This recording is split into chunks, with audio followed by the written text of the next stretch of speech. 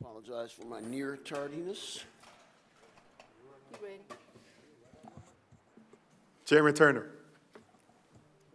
Present. Vice Chair Guzman. Alderman Donnerworth. Present. Alderman Hayes.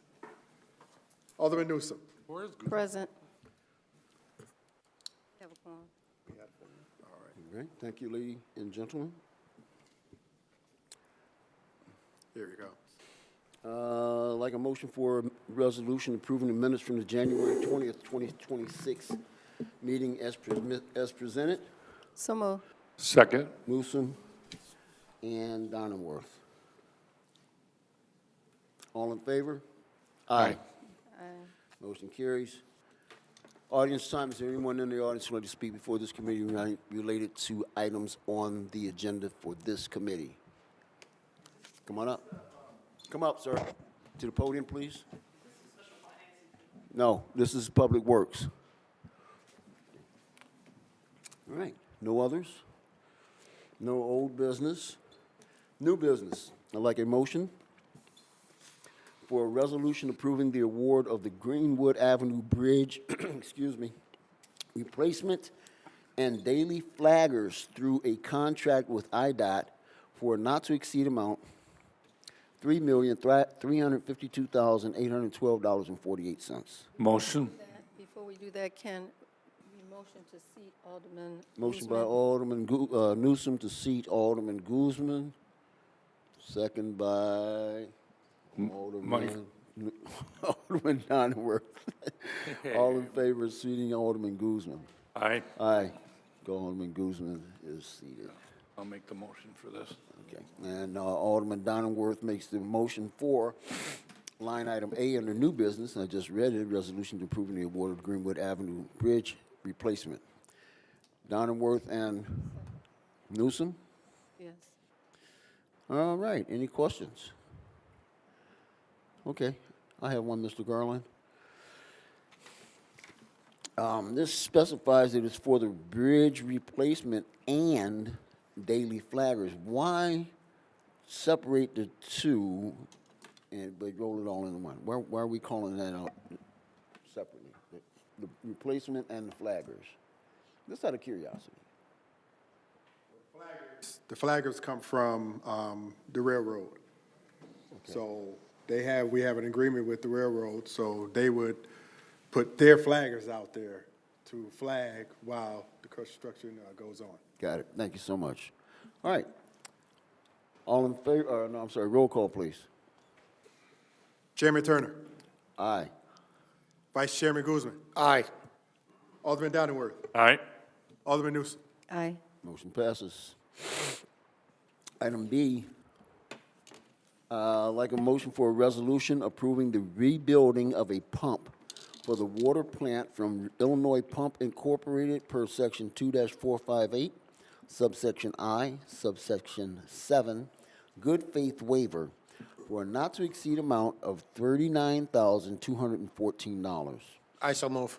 Motion by Alderman Guzman, Second. second by Alderman Donnerworth. Any questions to this motion? I do. Go, sir. Go ahead. Sir? Chairman Turner. Oh, you got a question? Oh, I'm sorry. We're waiting for you to ask the question. Mr. Dominguez, why wasn't this done as an emergency?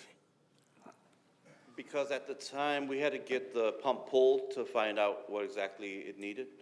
And when it was pulled, it was noticed that it needed more work than, it was, the proposal or the quote was given for $22,000, but they had to pull the pump and send it back to their shop. And they had to redo the motor. They had to redo the whole motor.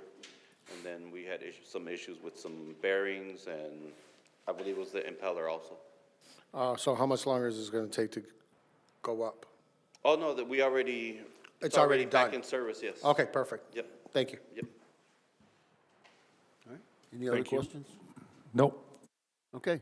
Roll call, please. Chairman Turner. Aye. Vice Chairman Guzman. Aye. Alderman Donnerworth. Aye. Alderman Newsom. Aye. Motion passes. Thank you. And Under reports and communications.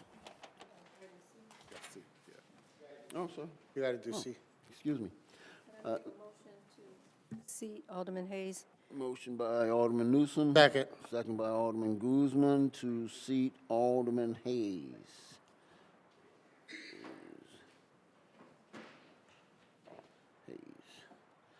All right. If I can have a motion for approving an agreement with Robinson Engineering per section 2-458, subsection I, subsection 4, subsection professional services for the construction engineering of the fiscal year 27 lead line service replacements for a not-to-exceed amount of $605,000. I so move. Motion by Alderman Guzman, Second. second by Alderman Newsom, and Mr. Dominguez, come and share the happy news about line item C. I want you to get all the credit you deserve. Yes, so we talked with Robinson Engineering about the construction services. We told them we were looking out for other engineering companies about the project. And they were able to bring down the scope of work for outreach, which the city already has some experience since we've been working with Robinson. So engineering department will be doing more of the outreach. They still will help with some of it. And then also we changed the IDOT.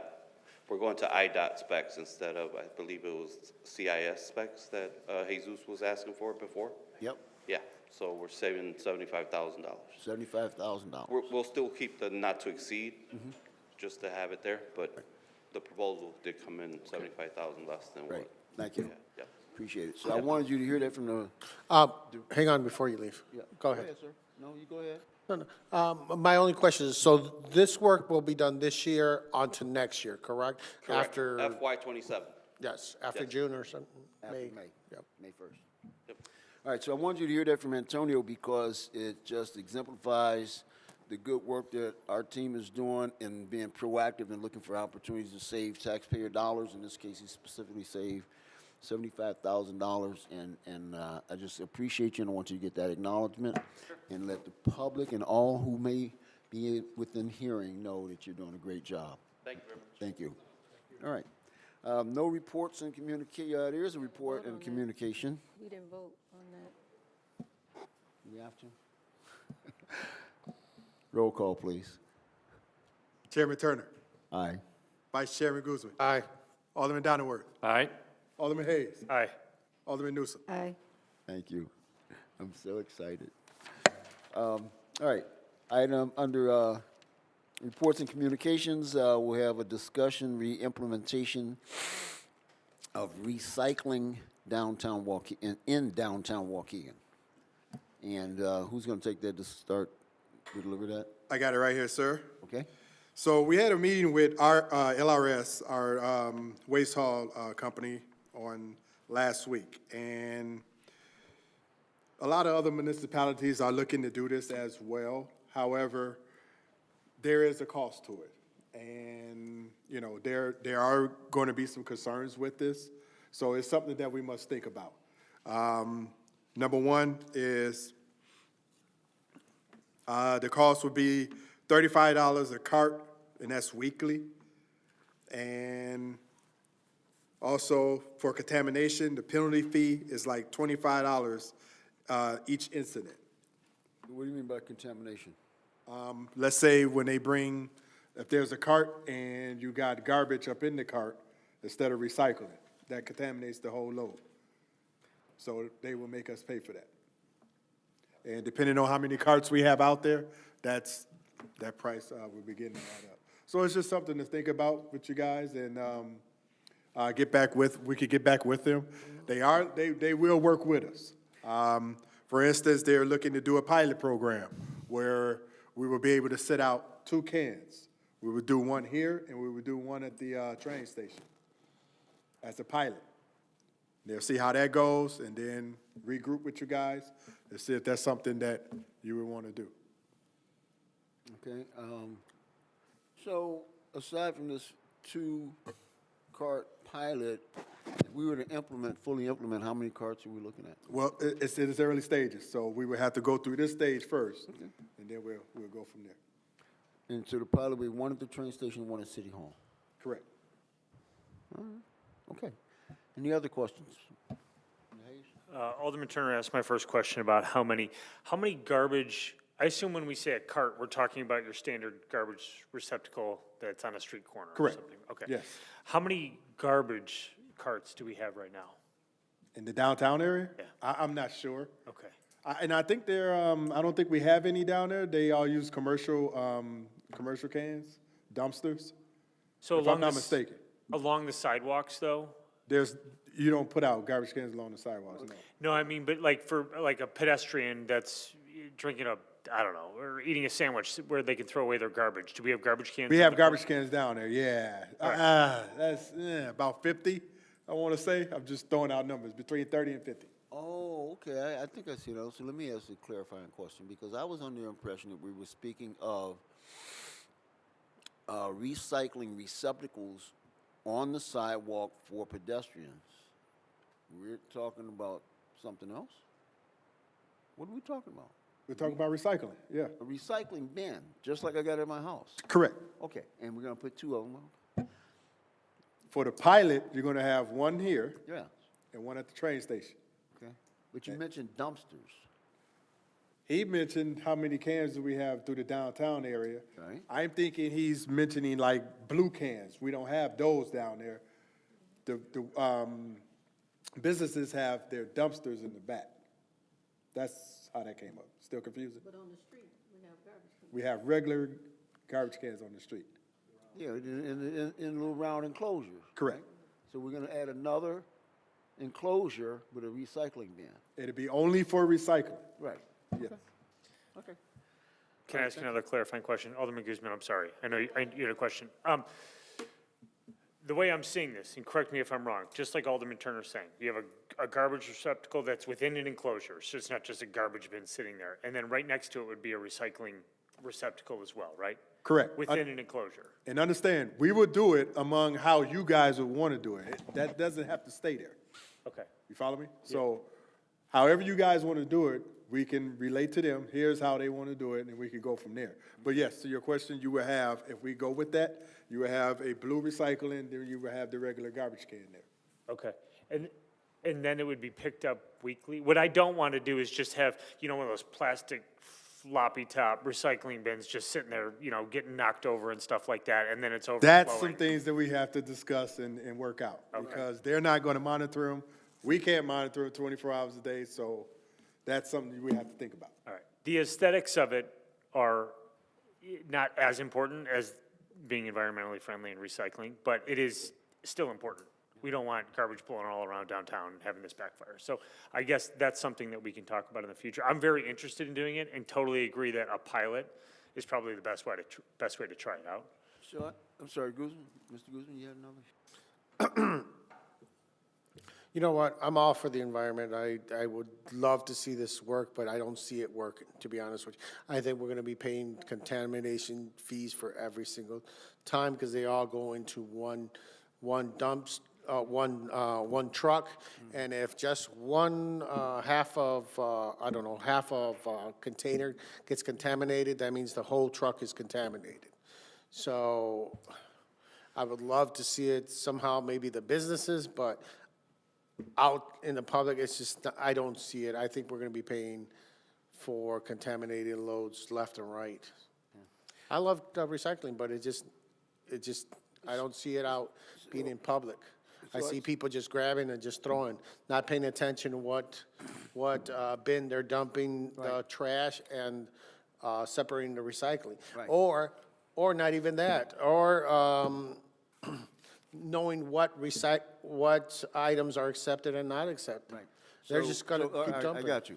So, and I was thinking along those same lines, Alderman Guzman, but there are recycling and trash bins, and they're much more robust. They're not just what we have now, the little enclosures, big like boxy thing, and they're pretty much secure, and they are designated, and it tells you labeled what goes in and the the drop point into the receptacles are different for recycling and for trash. So maybe that's what we need to look at, not the same kind of trash receptacle we have now, but another type. We can take that back to LRS and ask them about it, Chris, for our pilot, maybe?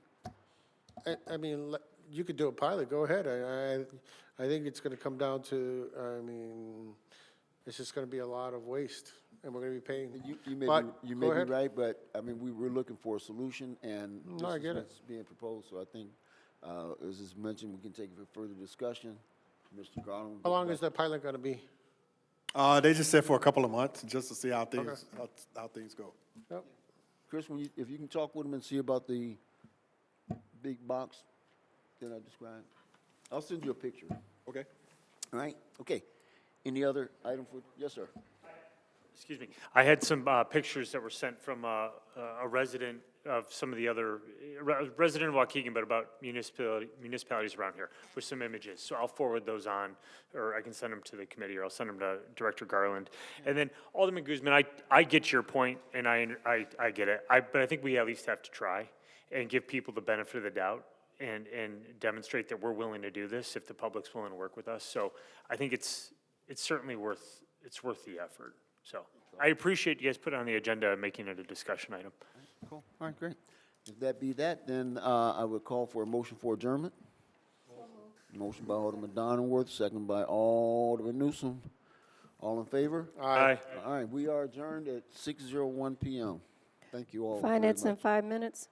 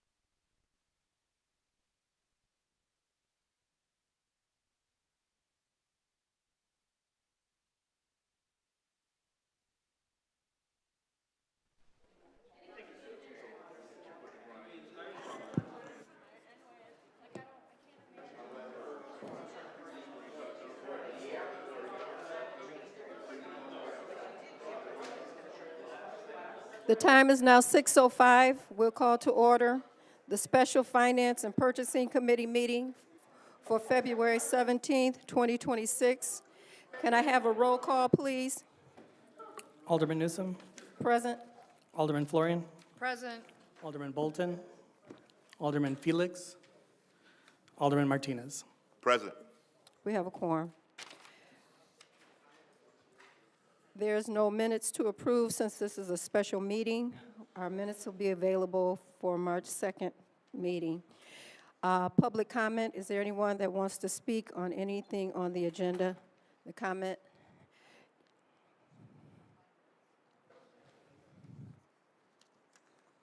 Can you state your name, please?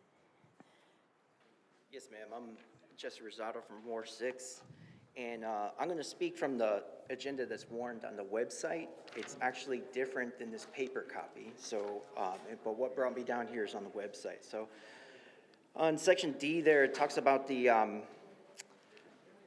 to additional incentives, and it said to offering an exemption for state Illinois sales tax on building and materials sold in Illinois affixed to the real estate located into enterprise zone, subject to issuance. So I saw that this morning. It kind of surprised me. Every council member up there a few months ago voted, except for Mr. Martinez, voted to raise sales tax on groceries, food and water. And so the state said no sales tax.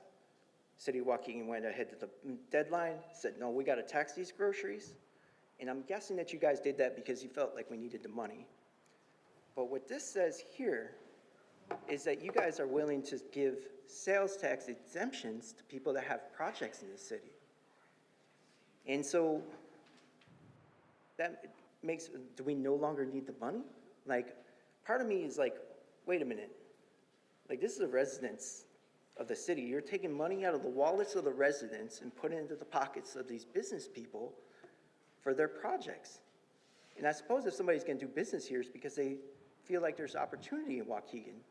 And the residents of Waukegan should not be subsidizing these folks' projects.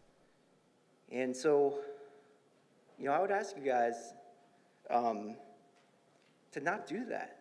You know, the city of Waukegan, what is the city of Waukegan? Is it a group of businesses and the residents are an afterthought?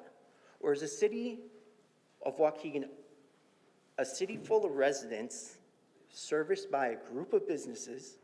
They're welcome into the city when it makes sense, and they're here to serve the residents of the city.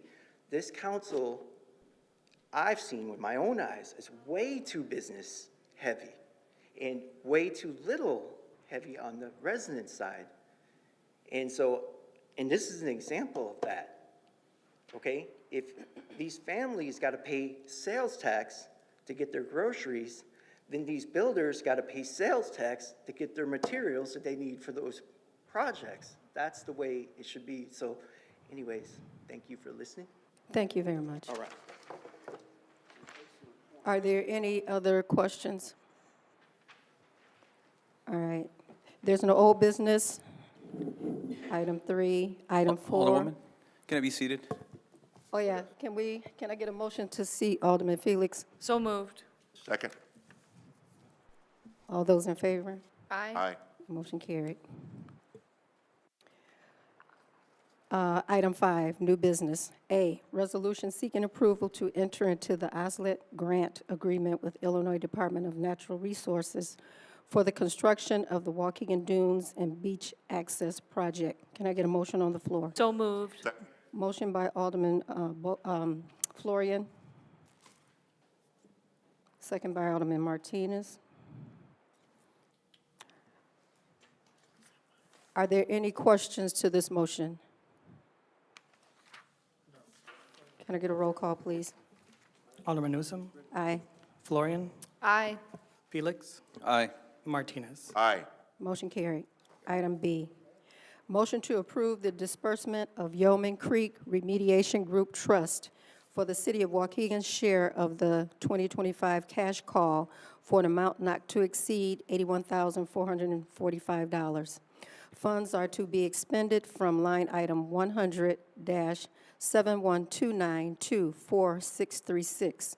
The Yeoman Creek Remediation Group approved the 2025 budget on February 26, 2025. The City of Waukegan is responsible for 34.54% allocation of the budget, which accounts for $162,889. The 2025 cash call is for 50% of the budgeted amount for routine and non-routine tasks. Motion? So moved. Second. Motion by Alderman Florian, second by Alderman Felix. Are there any questions to this motion? Roll call, please. Alderman Newsom, Aye. Florian, Aye. Felix, Aye. Martinez. Aye. Motion carried. Item C, motion to approve the disbursement of Yeoman Creek Remediation Group Trust for the City of Waukegan's share of the 2026 cash call for an amount not to exceed $110,666. The funds are to be expended from line item 100-7129-24636. The Yeoman Creek Remediation Group approved the 2026 draft budget on 12/3/2025, and the City of Waukegan is responsible for 34.54% allocation of the budget, which accounts for $110,666. The 2026 cash call will be for 100% of the budgeted amount for routine and non-routine tasks. Can I get a motion on the floor? So moved. Motion by Alderman Martinez, Second. second by Alderman Felix. Are there any questions to this motion? Roll call, please. Alderman Newsom, Aye. Florian, Aye. Felix, Aye. Martinez. Aye. Motion carried. Item D, ordinance amending by adding additional incentives to the ordinance 05-0-202, creating an enterprise zone within the City of Waukegan and the City of North Chicago, Lake County, Illinois. This ordinance amends Section 6 of the original ordinance to match the language of the North Chicago ordinance offering exemptions of the State of Illinois sales tax on building materials sold in Illinois and affixed to real estate located within the enterprise zone, subject to issuance of the required building permits. Can I get a motion? Motion. Second. Motion by Alderman Felix, second by Alderman Martinez.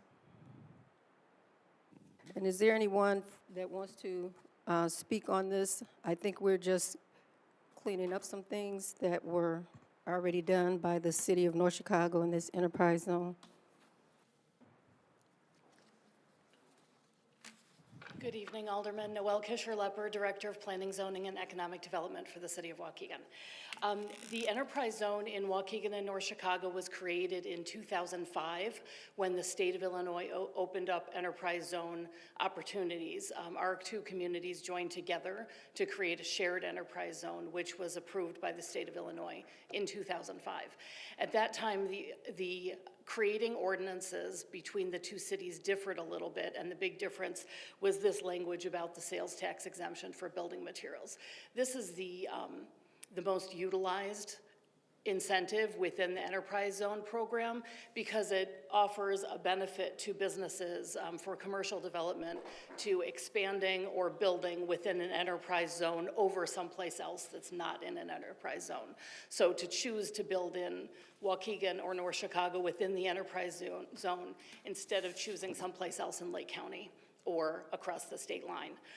They're offered this incentive that is the exemption from the state portion of the sales tax for the purchase of building materials when those materials are purchased in the state of Illinois and put into a property that's within the enterprise zone.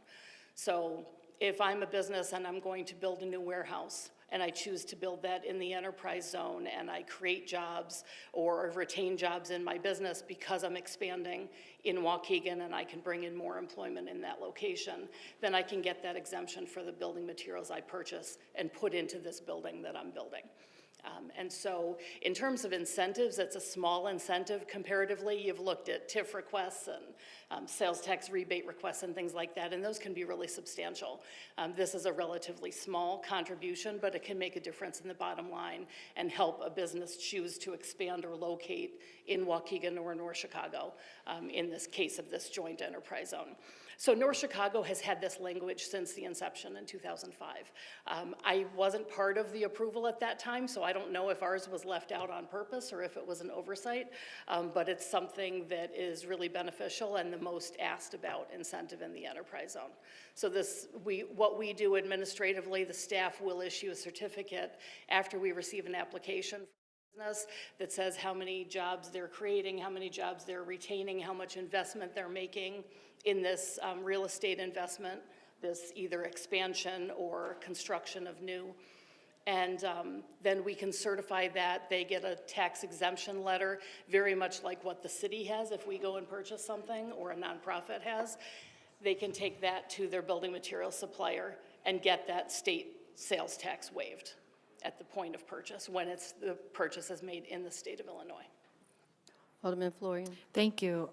So the purchase only has to be in the state, not in Waukegan? Correct. Okay. It's a state program. Okay, and then is the enterprise zone kind of like the TIF district where we're encouraging development in areas where it might not otherwise happen? That was the driver behind the creation of enterprise zones in Illinois in the first place in 2005, yes. And I probably looked at this in my notes and have forgotten, but can you give us like kind of a general idea where this particular zone we're talking about is? Yeah, it's been amended a couple of times since it was first created, and between the two cities, we can have a total of 12 square miles, so we want to limit it to some degree.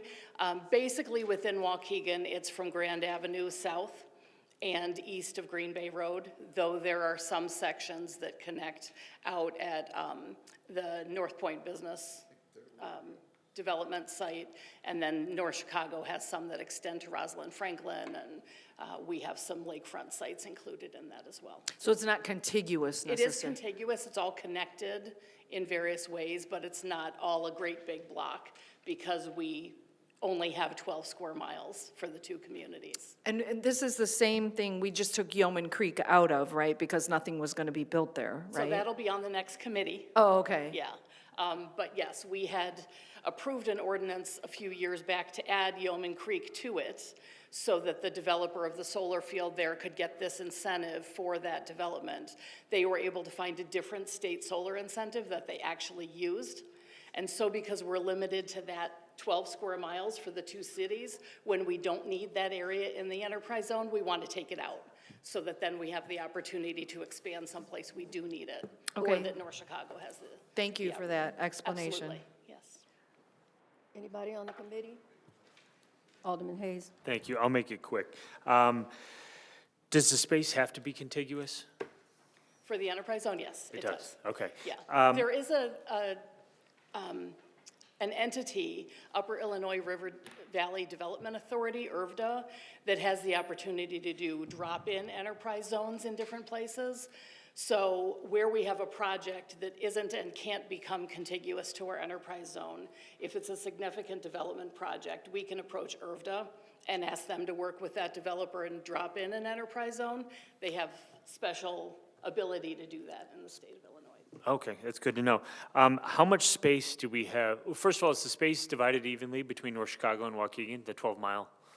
It's not at this time. We have more, but I don't know what the exact area is in each community. Okay, and last question for you. How much space how much margin do we have currently that's not being used? Altogether, I think we're at about 9 square miles.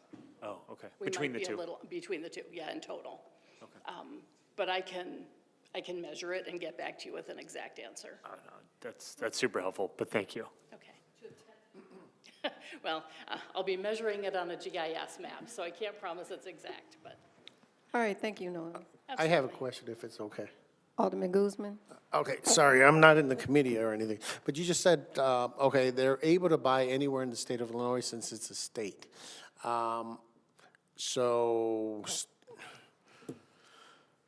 My problem is that, okay, I understand the stuff that is not sold in Waukegan can be purchased out, but anything that can be sold or purchased in Waukegan, wouldn't that be the writing that it should say? Anything that's can and will be used in Waukegan must be purchased in Waukegan.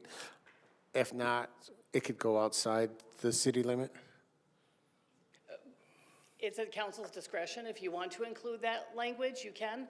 I'm sure some of these developers are bidding their projects, so much like we do, they're trying to get a best price, which may not necessarily be a Waukegan supplier, but I totally agree. It's obviously beneficial for us and our community if people are buying their building materials in Waukegan. So to find another, or to find additional language to add to encourage that or motivate that or require that is certainly. Well, because we're the one who created this, and we're the one who's pushing for the state of Illinois to even give this exemption in the first place. So it should be, I mean, purchased through us before anybody else. Yeah, we certainly can offer some changes to the draft language before it goes to the full city council.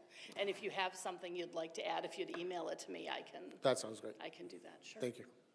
Alderman Felix? Just to clarify, if they build in that enterprise zone, then they get the tax exemptions, right? Right. I 'Cause mean, if they it's build not like on- automatic. Right, so if They- they build like on, right next to it and it's not in the zone, they don't get the tax breaks, right? Correct. Okay, just want to make sure I clear up for the public. Yeah, they have to apply for the exemption first, fill out all of the required materials. They have to apply to the state to be certified as a business that's eligible, and they'll have tax reporting obligations. It's a sales tax incentive, so they have, with their business income taxes, they have other obligations for reporting that we're not part of, but they're accepting money from the state basically by taking the exemption. So that counts as some amount of revenue to them. I don't know exactly how that works since I only play a tax accountant on TV. Okay, thank you. Sure. Any more questions? Roll call, please. Alderman Newsom, Aye. Florian, Aye. Felix, Aye. Martinez. Motion carried. Item 6, no reports in committees and staff presentations. Can I get a motion to adjourn?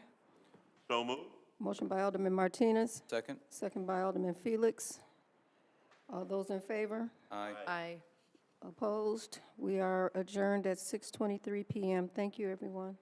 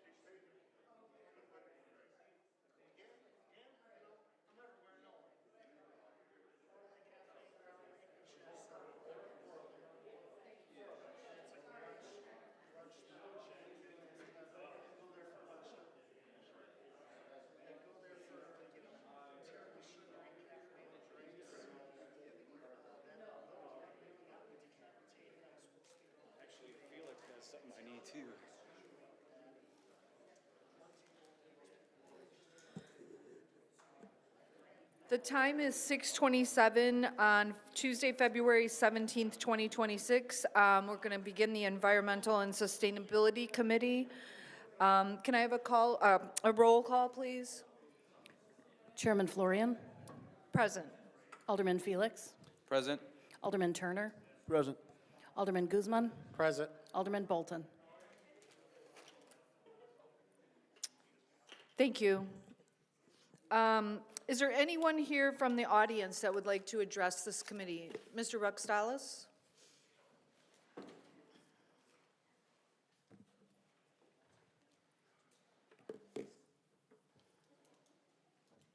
Didn't realize you guys are doing twice a month now. We don't always. This is just a special meeting. Yeah. Special meeting, you know, I have some questions on the community solar project that's coming up. Timelines, when these credits are gonna hit the ComEd bills and stuff like that. That would be nice to understand the timeline of all this solar. I think this committee needs to define some goals around sustainability. It would be nice to understand what this committee is supposed to be doing. I see nothing on the agenda for ethylene oxide, ETO, the warehouses that are being built up here, the coal ash cleanup, nothing addressing these issues. And I know Alderman Turner made a statement about didn't see any deaths. Well, I emailed 34 deaths over 10 years in the coal ash ponds. So there have been deaths and increased activity at the hospitals. What this group needs to do is integrate the land use that was developed in 2020 by a committee into the UDO so they can stop with building permits some of these toxic chemicals that are being put in Waukegan. The one thing I have asked several times, maybe it's not this committee, but the UDO needs to update their notification strategy around variances and things that are coming out of the zoning board today. They need to notify all residents, not just property owners, that are near these facilities like the laundromat and the 6th Ward.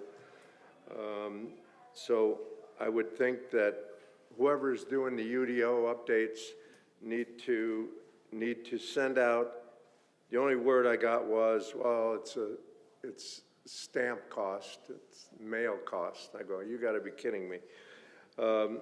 So the last thing I want to bring up to this committee is there was a woman that testified here on February 2nd during the meeting that asked about the Monsanto lawsuit, and none of the aldermen here understood that lawsuit was paid out in 2023, $1.7 million to the city. So nobody, even the finance committee, which is Dr. Florian, you're on, didn't understand that we didn't opt out of this lawsuit. Thank you, Mr. Ruxtalis. That's your time. Oh, my God. 3 minutes is just ridiculous. Mr. Edwards? Good evening, Council. I want to talk about the newspaper article that we had that was posted all over the place about the solar plant that they're supposed to be building potentially down here on the beach. And we talked about how excited we was about all of the jobs that it was going to bring to this community. And for me, I ain't the smartest guy, right? But I was sitting there thinking, like, to work this type of job, you're going to have to be skilled. Most of that work up in there, you would need to be skilled to be able to do that. You would need to understand that. My College of Lake County ain't even really teaching all about the solar. So how many jobs is that going to bring to the actual city of Waukegan? Or how many people are going to be driving out, coming in for work? And how do that benefits Waukegan? Then I watched all of the comments, got probably almost 800 some comments. And that was real-time data, right? And I'm listening to all of the people talk about all of the things that they will use to be doing the actual work, and how most of them feel like that wouldn't be good for the environment within itself. So what I'm saying to y'all tonight is, if we get this grant, if we are awarded or chosen to do that, this is something that y'all need to talk to the residents about. We spending all that money to clean up that area down there, and it would be quite foolish to put something else down there that would be toxic for the residents of the city. All good money, all money ain't good money. Just because it look good and it sound good, don't mean that it works for us or it's gonna benefit us. Because we don't see too much of the benefit. And so what I'm simply saying is, all you got to do is listen to the people that you're serving, the people that you all work for, and that's the residents of the city of Waukegan. This is why we be upset, because we put out how we feel and nobody is listening to us. And we are the ones that matter. Seriously. Thank you. Thank you, Mr. Edwards. Is there anyone else that would like to address the committee? Okay, thank you. Attorney, I'm sorry, I don't know your name because I haven't been introduced to you, but do I need a first and a second for the discussion, or do we just go into the discussion? You can just go into discussion. Okay, thank you, sir. So item 4A is discussion on the community solar subscription agreement with Solstice Power Technologies LLC as anchor subscriber. We discussed this at a committee meeting a month or so ago. December 4th, thank you. And we have an update on exactly what's happening, so. So my name is Adam Hoover. I am a broker or an energy consultant for the city. We've been working with you all for the past 5 years or so. I could bore you with that. But on December 4th, I was here to propose a community solar program and kind of see if there was interest to go to bid on your behalf. I received interest, and so I went to bid, and I'm here today with some of the results. A quick recap of what community solar is. It is a program that is for the city's power, not residential power, but the city's own power. And it is a state-sponsored program that supports solar energy without needing to install solar panels anywhere. I'm not asking to install solar panels anywhere in Waukegan. The solar farm would actually be in Elgin. In essence, the city of Waukegan would be renting solar panels from them, and you guys could receive a line item. And so in totality, the bid result, we found out that you could start receiving credits starting in August, late summer, I would say August at the latest, and that was the #1 reason we chose with the Solstice contract. Other developers offered contract starts in 2027 and even one in 2028.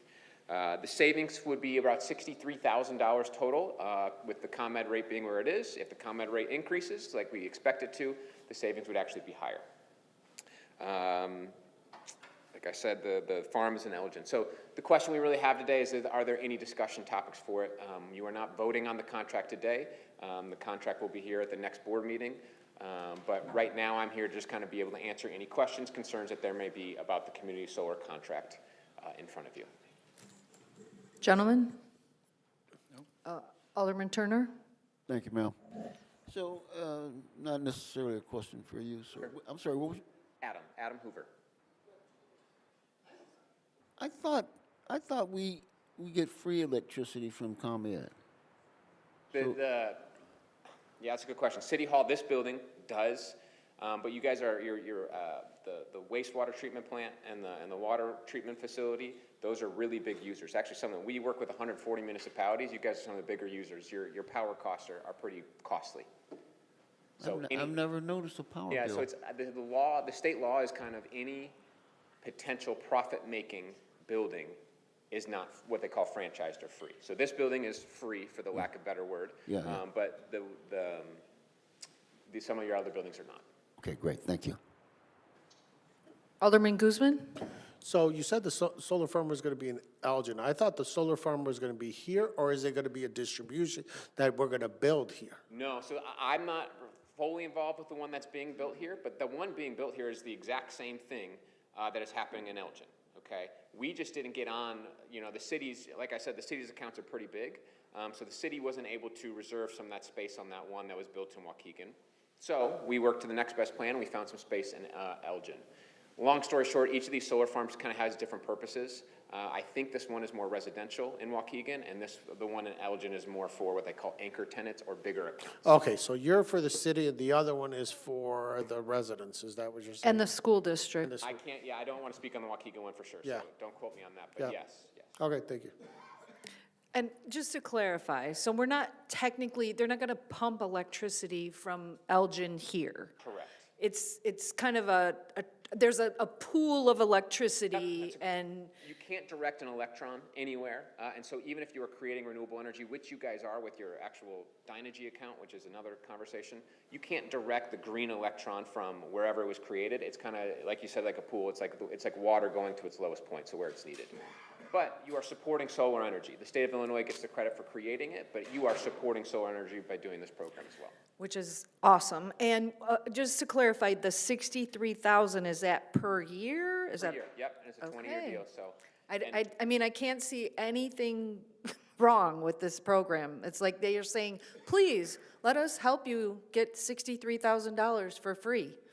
So, thank you so much for bringing this to us. Alderman Hayes? I just have a quick question. Does it cost the city anything to Never, participate? Never. If the sun doesn't shine for 6 months, you guys will never pay more than you're expected to. And so how does the city, how do we save the 63,000? Is it a credit against the ComEd bill? Yes, and that's the beauty of it. It used to be 2 bills. On my house right now, I'm paying 2 bills, and it's annoying. ComEd, I give them credit, has made it a much more efficient process. It is now just a line item on your ComEd bill. It is, yeah, it's outstanding. Okay, so we're able to see and itemize each Correct, month what we're correct, saving? correct. Okay, thank you. And I also want to encourage any resident to sign up as well. There's a sign out there. I think, Alderman, for the city's accounts, there's a sign out there for residents to sign up for 50% off. That's not my program. I'm just telling you, I encourage it. Residents should be signing up as well for this program. Thank you again. It seems like, you know, it's one of those things that almost seems too good to be true. So I appreciate you being here to answer the questions, explain it to us. So now this will appear, is this going to have to go on our agenda, Noel, or is it going to go right to council the next time?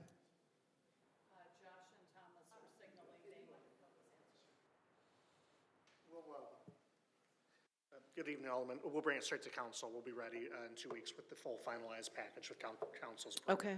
So if anybody, any other questions from anybody? I mean, we've got a majority here of us, so hopefully this'll be a no-brainer when it comes to us. Thank you again so much, Mr. Hoover. We really appreciate you taking the time to do this for us. Thank you. All right. So since this is going to come to council, are we going to vote on to move it to council? I was told this is just a discussion, so we don't need to vote on it. So it's going to automatically appear on the council agenda in 2 weeks, I'm guessing. Yes, so. Okay, item B, can I get a first and a second on an ordinance repealing ordinance 21-0-60, allowing the city of Waukegan to add territory to the Waukegan, North Chicago Enterprise Zone and amend the intergovernmental agreement accordingly? Motion? Can I get a second, just to discuss it? Well, I'll second it then. So this is the explanation Noel gave in the previous committee that where we're removing the Yeoman Creek territory. That territory was originally in the enterprise zone. It no longer needs to be there. We only have so many miles of it, so we're gonna move that territory somewhere else so it can be utilized for an enterprise zone in another part of the city. Alderman Guzman. Oh, you just said all about Yeoman Creek and all that stuff. So why does it say we're allowing Waukegan to add territory? We're eliminating that. So that means we can't add territory to this anymore, and we used to before. So why would we even bring this up? Sure. So ordinance 21-060, that's actually the title of the ordinance. Ordinance 21060, allowing the city of Waukegan to add territory to the Waukegan, North Chicago Enterprise Zone and amend the intergovernmental agreement accordingly. That was the name of that ordinance. And that was the ordinance that added Yeoman Creek to the Enterprise Zone. Because the incentive that was the motivation for adding that on was no longer necessary, because the solar developer found a different source for that incentive, they actually got more of an incentive using a different source. They didn't need this. And this was done specifically for them at their expense. They actually paid an escrow and paid all of the costs for the surveying and all of that to add it. So instead of having land in the enterprise zone that doesn't benefit us or the property owner anymore, if we repeal ordinance 21060 that allowed adding territory, that gives us the ability to add land somewhere else that we need it. But why doesn't it say that? It just says our ability to add territory is repealed. It never says, okay, the reason why, I mean, I looked at this, and it tells me that why don't we leave it here and add other territory? But this is saying we can't. No, this isn't saying that. What you're reading there is actually the title of the 2021 ordinance. So it probably would have been better in quotation marks, but the 2021 ordinance allows the addition of that specific territory that's laid out in the ordinance. So this is a request to repeal that ordinance. We can pass another ordinance to add different territory, but the territory that's added is specified by survey and boundaries. It's not any random territory, it's very specifically that territory. So what we're asking you to do is to repeal the ordinance that added Yeoman Creek specifically and not waste that land as part of the enterprise zone that's limited in overall area. Repeal that ordinance so that when we have a different site, or North Chicago has a different site that needs to get added, then that opportunity remains available to do that. North Chicago has already repealed their approval of the ordinance that added the Waukegan territory in 2021. So it just, by repealing this, it frees it up so that we can add it at a future date where we need it. All right, because the way you're saying it, that's the way I would like it to say, but it actually doesn't, but okay. I understand and don't disagree that the way the motion is phrased could have been articulated better with quotation marks or something. Yes. But the actual ordinance itself is pretty clear that it's repealing that specific ordinance and not taking away our ability to add other territory at a future time. And that's what I don't want us to shoot ourselves in the foot and add more territory in the future if we decided to. Sounds great, thank you. You're welcome. Any other questions? Okay, I have a first and a second. Can I have a roll call, please? Alderman Turner. Aye. Alderman Guzman. Aye. Alderman Felix. Aye. Chairman Florian. Aye. Thank you. Motion passes. There's no reports and communications listed, but I do want to talk about Earth Week is coming before too long, so April 20th to 24th. Hopefully, Public Works will be willing to work with us to do our dumpsters that week.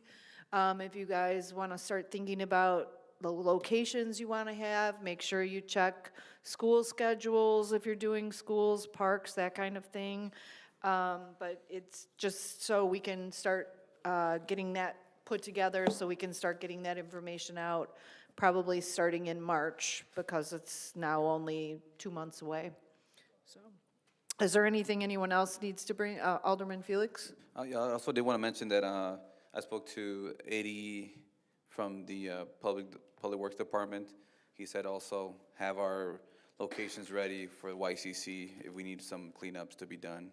So that, we can get our list ready for that. All the aldermen can do that.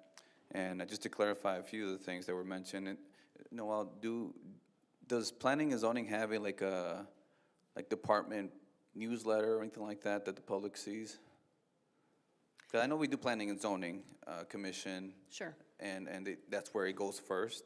But is there anything else before that that the public can see? We don't do a newsletter. We obviously post the agendas. We do put things periodically on the city's website under the Planning and Zoning Department, so there are lots of things that have a longer shelf life that live there on those pages and are accessible, but we certainly can look at communicating more specific things. We usually use the city's social media to advertise or promote short-term things that we're doing. Okay, maybe, well, maybe Talking we in can terms have, of the notices. yeah, maybe that- we can have a discussion about like maybe putting up a notice for the Planning and Zoning Commission, so, you know, there's some exciting things that happened just this past one, you know, so I'm pretty sure people would be interested in. Yeah, looking at that. absolutely. And we are, to Mr. Rexdellis's point, we are looking at how we might be able to send not certified notices like we do for official public hearings, but just a first-class mail notice just to resident or occupant. How about because email? we don't have emails for people. So, I mean, if somebody were to provide us their email address, their name and address, and, They you can know, sign up, right, on the website? They can sign up for, they can sign up to get notices of agendas that get posted, but it wouldn't be specific to an address. I see, And they can sign up to get notices of bids and RFPs and that kind of thing. okay. But, you know, if somebody's specifically concerned about something that's happening in their neighborhood and they want to know if there's a potential future application, we're always glad to take those calls and have those conversations with people, sure. Okay. And last thing regarding Mr. Edwards' comments, I believe when we were talking to the solar people who were here, they were talking about having an ecosystem working with CLC to do training for this company. So I think that's what they're looking at overall, like, so it would affect the whole community, not just jobs, but also training. That's all. Thank you. Anything else? Can I get a motion and a second to adjourn? Motion. Second? And we're adjourning at 6:49. All in favor? Aye. Thank you, gentlemen.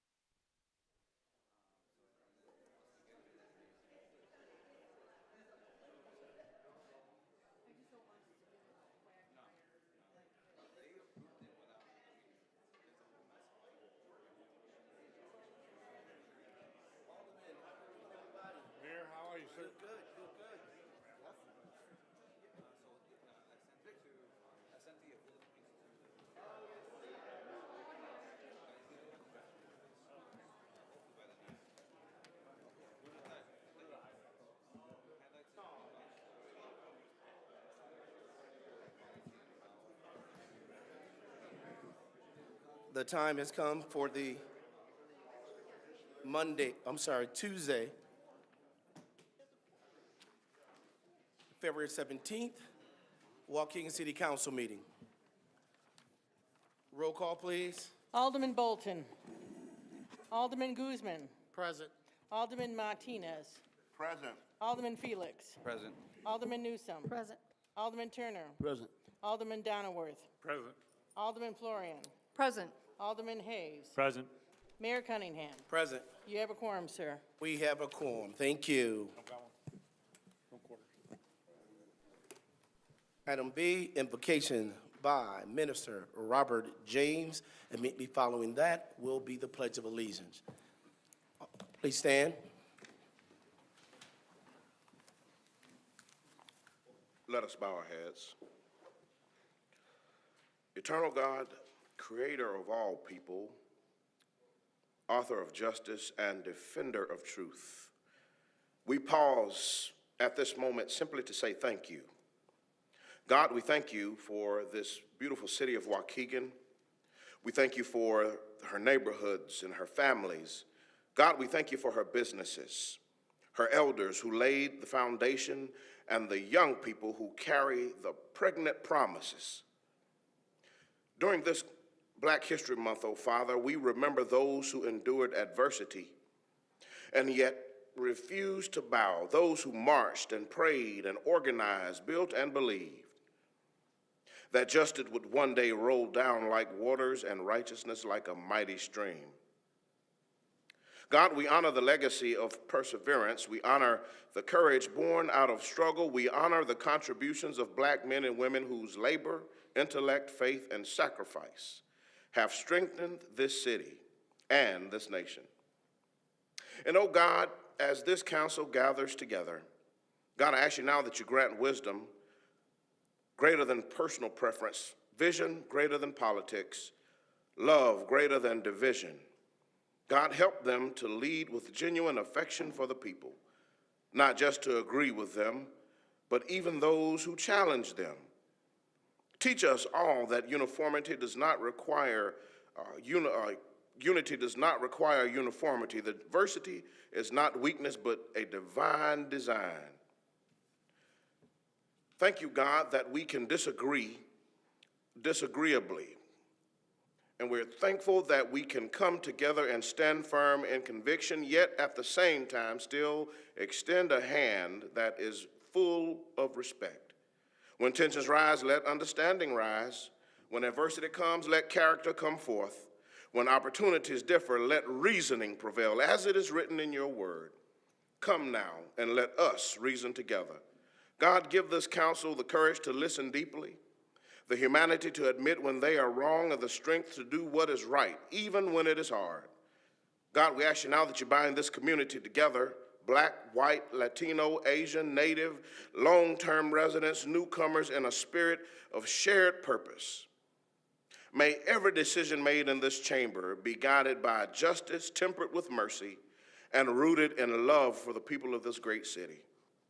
And God, when this meeting adjourns, we ask that your residue still remain on us and this city.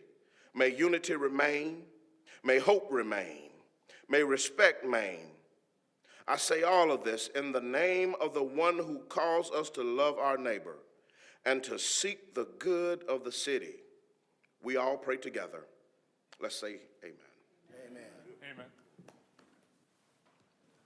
I pledge allegiance to the flag of the United States of America and to the republic for which it stands, one nation, under God, indivisible, with liberty and justice for all.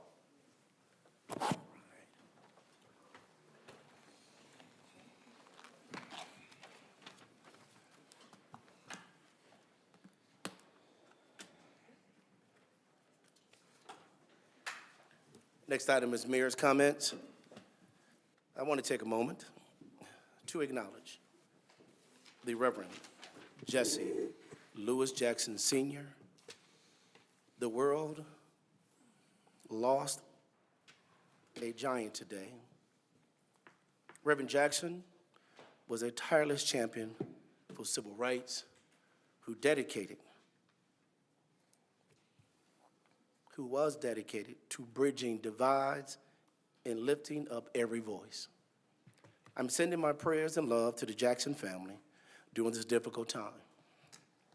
I will always be grateful for the conversation we shared over the years. His wisdom left a lasting impression on me, and I trust on all of us. Rest in power, Reverend Jackson, rest in power.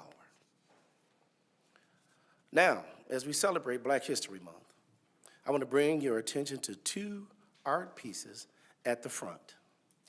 The one directly in front of me was presented to the City Council by the Waukegan Park District.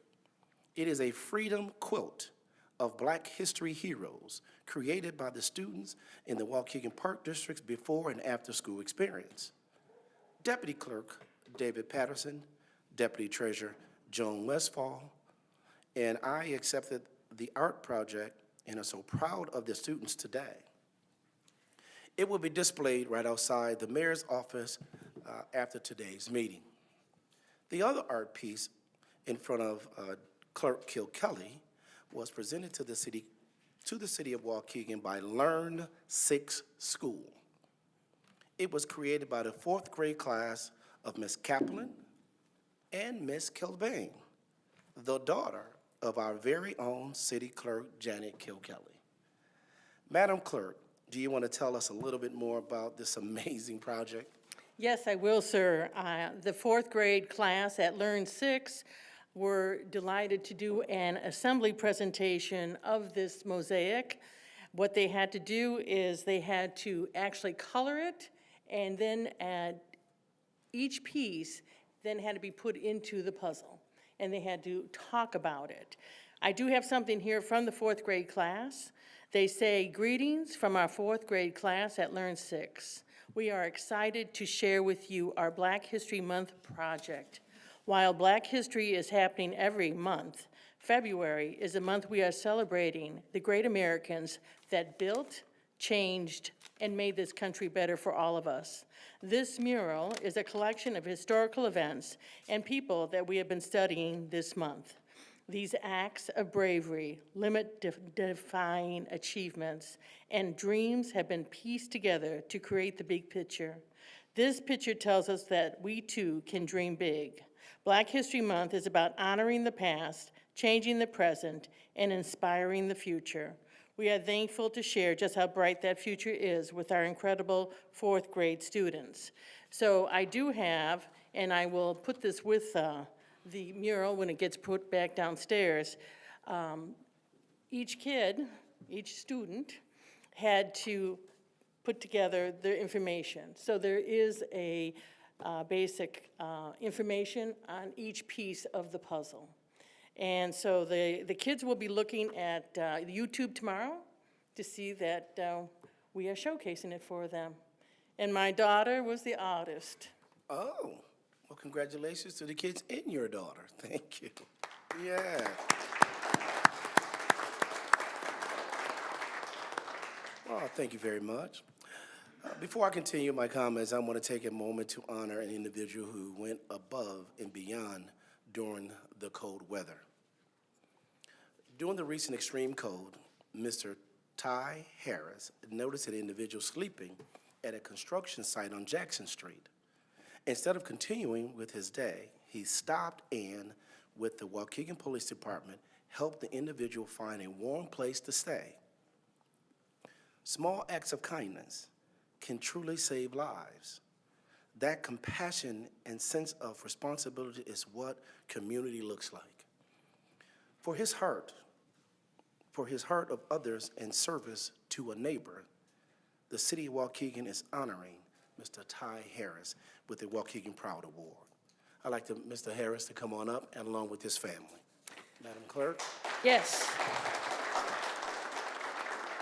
The City of Waukegan does hereby present Mr. Ty Harris this Waukegan Proud Award in recognition of his quick action to protect a vulnerable resident and his ongoing commitment to the betterment of our city, presented on February 17th, 2026, and signed by Mayor Samuel Cunningham.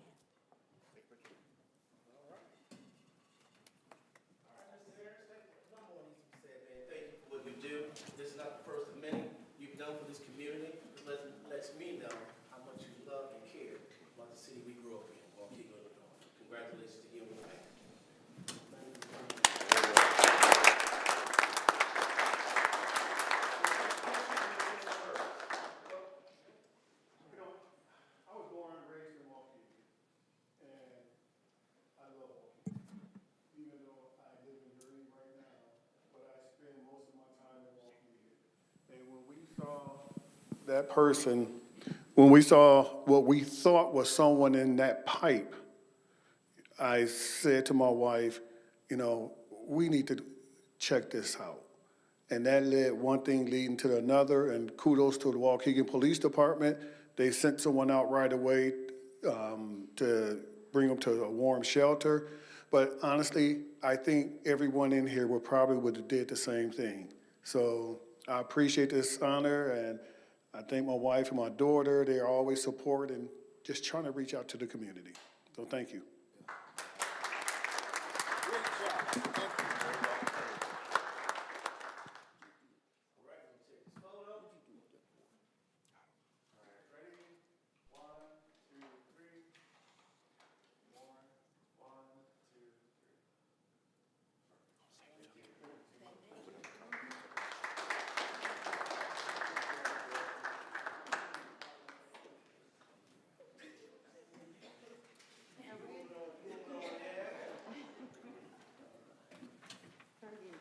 I know that's right.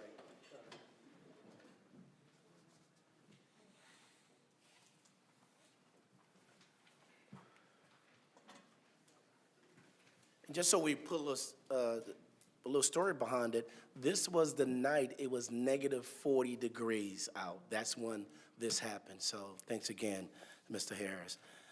All right, this month, the city of Waukegan is proud to celebrate and promote the Lake County Flavor Festival, the county's version of Restaurant Month. I'm especially excited to share this year a record-breaking 10 Waukegan establishments are participating, showcasing the diversity of our local culinary scene. The participating establishments are as follows: Quonset Pizza, yay! Nightshades and Darks, Family and Crab Juicy Seafood, The Sip 21, Toluca's Restaurant, Bonnie Book Golf Course, one of I think everybody's favorites, Anastasia's Restaurant, Asia Azteca, there it is, La Americana, and North Shore and Seafood. Those last three restaurants are at American Place Casino. I encourage everybody to dine local, support these outstanding establishments, and show love to the businesses that we call home. Next, we all know the Waukegan has the best parks in Illinois. I think we can all agree to that, and definitely some of the best parks in the country. I want to congratulate the Waukegan Park District for being honored with 2 statewide awards, the Champions for Change Award and the Exceptional Workplace Award reflects the excellence of our Waukegan Park District.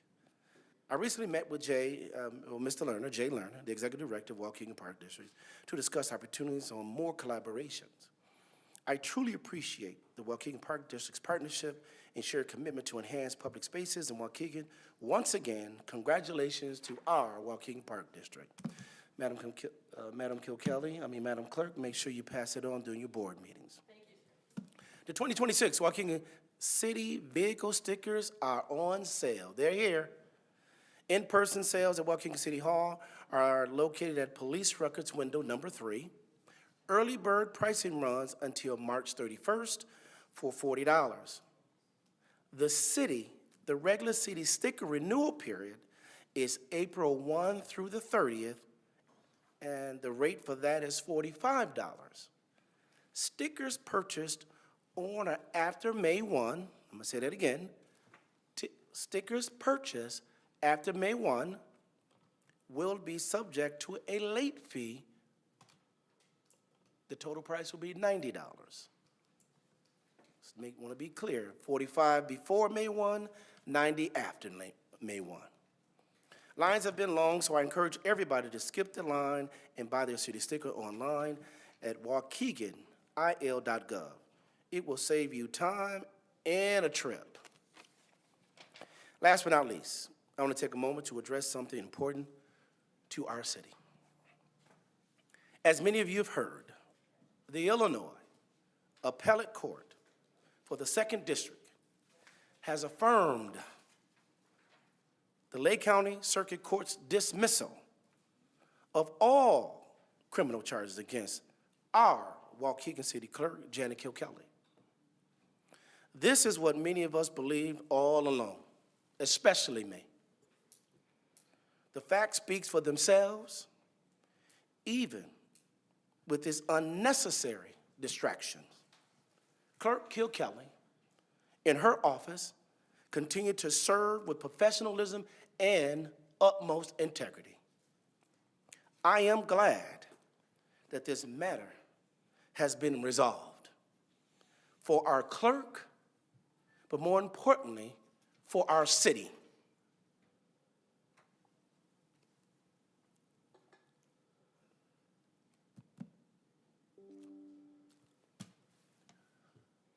Madam Clerk went through this, certainly, with her name. But we, as a city, went through this with people questioning our character.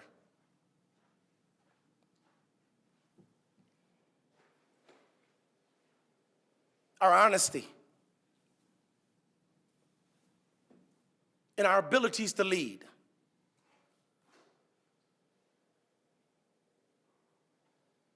Our court system saw through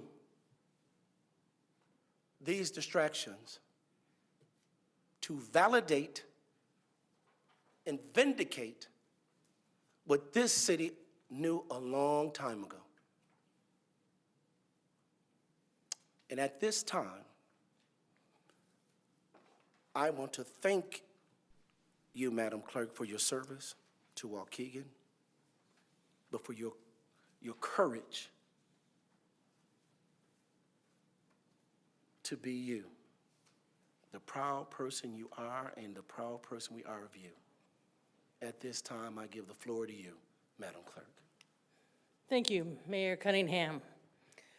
On March 13th, 2024, at 8:30 a.m., Assistant State's Attorney Kevin Burrell of the Office of Lake County State's Attorney Eric Reinhardt appeared before a state grand jury and, in the words of the Illinois Appellate Court, presented deceptive and inaccurate evidence to the grand jury.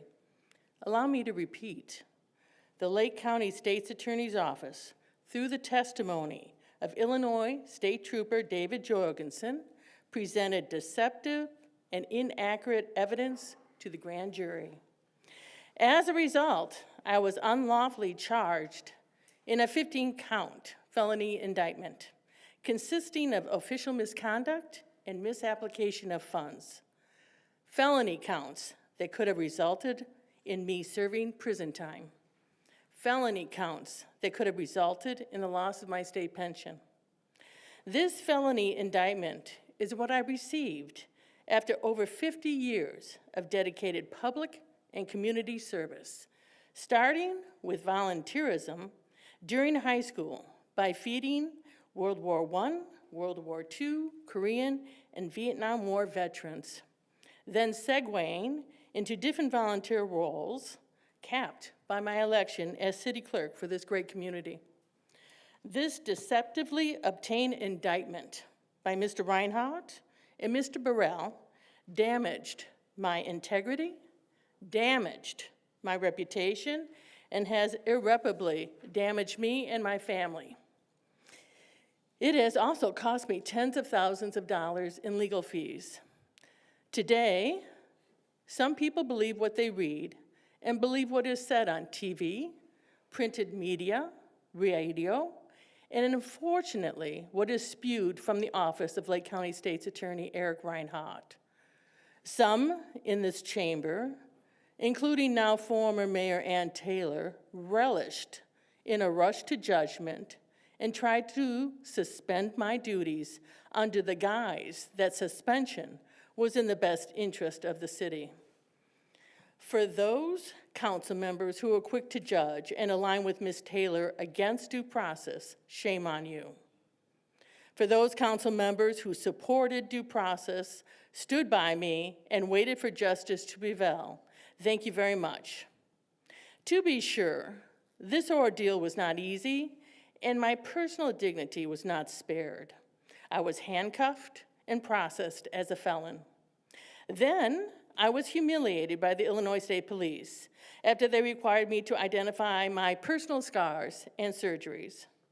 But those of you who know me know that I do not give up without a fight, because as someone who spent their childhood in the courts watching my grandfather, Judge Paul C. Kilkelly, I continued to believe in our justice system despite Mr. Reinhardt's overwhelming gut punch. Eric Reinhardt and his office have 35 days to appeal the Second District Appellate Court's decision to the Illinois Supreme Court. If he does appeal, he will be challenging the findings of a unanimous 3-judge appellate panel and Circuit Court Judge Patricia Fax. I do not know if Mr. Reinhardt will seek to appeal and further waste taxpayers' time, resources, and money. But as we await his next steps, I will take this time to reflect upon the extensive toll these charges have taken on me over the last 2 years.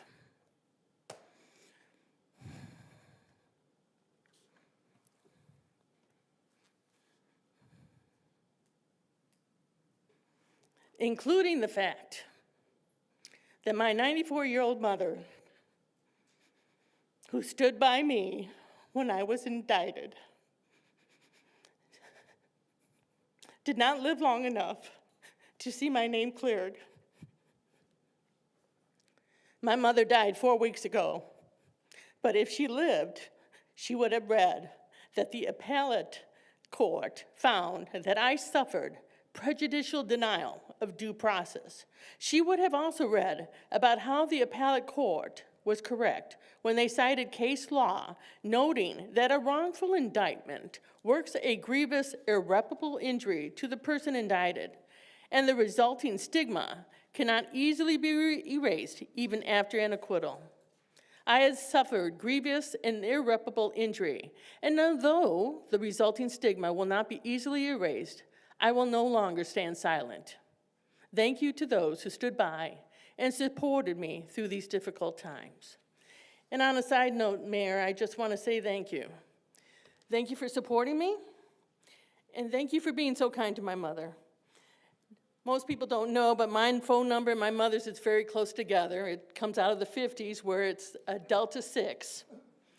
And whenever Mayor Sam was calling me, he called my mother. And she would answer the phone, and then she'd tell me later, oh, I talked to Sam today. I'm like, okay. So I know you called last month and my sister answered, but anyway, thank you for the conversations. She always delighted in talking to you, and I appreciate that. Thank you, sir. It goes back to you. Thank you very much. All right.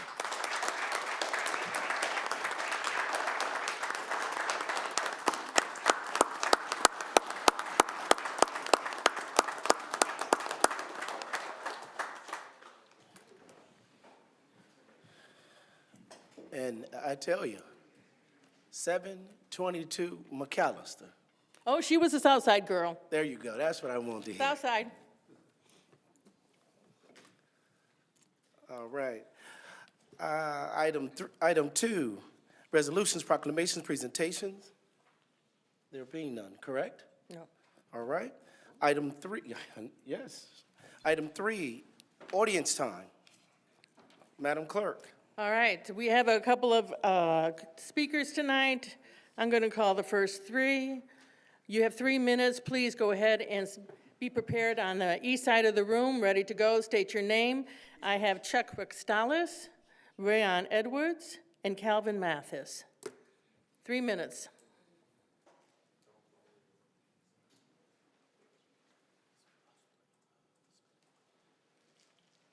Chuck Rickstalis, Waukegan resident.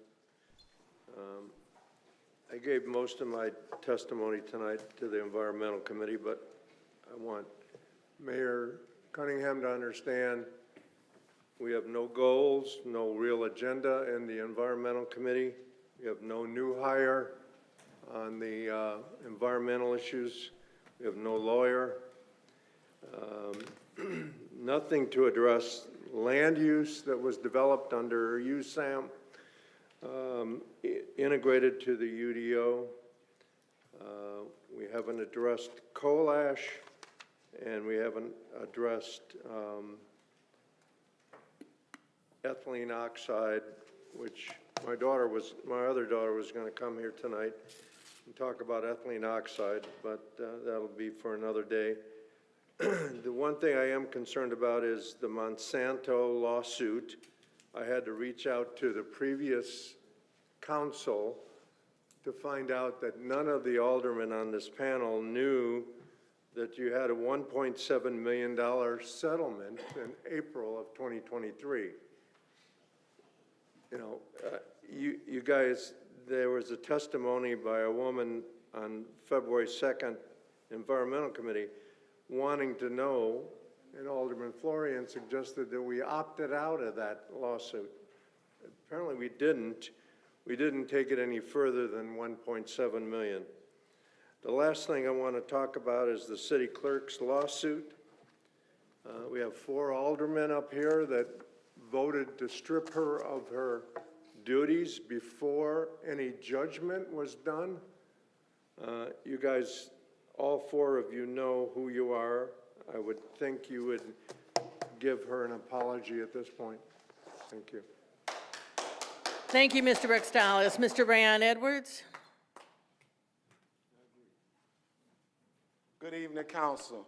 Clerk, my deepest condolences to you, and I'm ecstatic that this case is over with, as I was someone that was there every single day. You didn't deserve this. And I'm gonna say it again, whether many people agree with it or not. This is why I had a problem with this mayor coming to this council asking for 30 pre-approved liquor licensing. Despite what this clerk just went through, the public humiliation, him not sitting in that courtroom for support, nothing goes through this city without the mayor's signature. And this is why I'm calling on you aldermen today to create an ordinance where you can create a liquor commission committee. Should no one person be in charge of that? Most of y'all don't know that's the quickest way you can hustle. If I'm in charge of liquor licensing and I wanted one, I can pay for it. Let's talk about the touring in the city of Waukegan. Have y'all looked at the rates?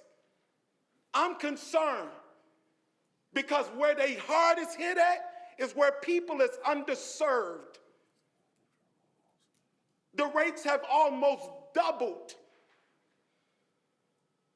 And I'm trying to understand why. This touring is almost worth $2 million. We elected this council to be legislators, to be policy creators. That's your job. It's your responsibility.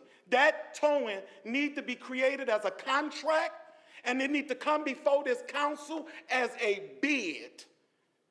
Just like we do everything else, and we need to be finding the best person to serve the people of the city of Waukegan. Not one that's coming in robbing us blind. We're looking at the state of the world today and how everything have costed. Now, Chief, I'm gonna call you out today because there was an accident on Washington Street, sir. Point of order, sir. Point of order, Mayor. Gentlemen should be addressing the council and not the audience. It doesn't matter who I look at. It doesn't matter who I look at. Everybody can hear me. I was taught when I grew up that you look at people when you're talking to them. Many times people have stood up here and done exactly what I've done, and you ain't said nothing. You ain't said nothing. This is my time, and you're interrupting it. Stop. You're interrupting it. Stop the clock. You trying to Stop the clock. enforce rules, sir, but you're not even following them. Alderman. We got to do We got to do a point of order. We got to do a point of order. rules and you don't follow them. Thank you, Alderman. So How? let's be clear. What was I think the time? Where was we got? 30 seconds, sir. We're gonna go with. You have 30 seconds. You calling out a rule, Thank you, sir, sir. and you don't even follow them. That's insane. But there was an accident on Washington. A young man was charged for failure to reduce speed and for not having his license plates ready. How did he not get a DUI and he telling the police that he drunk?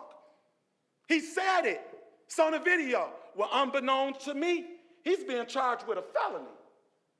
A felony. And you mean to tell me the police didn't know that? Thank you, Mr. Rayon. Thank you. Calvin Mathis? The nerve of you. Greetings. My condolences also, Ms. Kid Kelly. Thank you.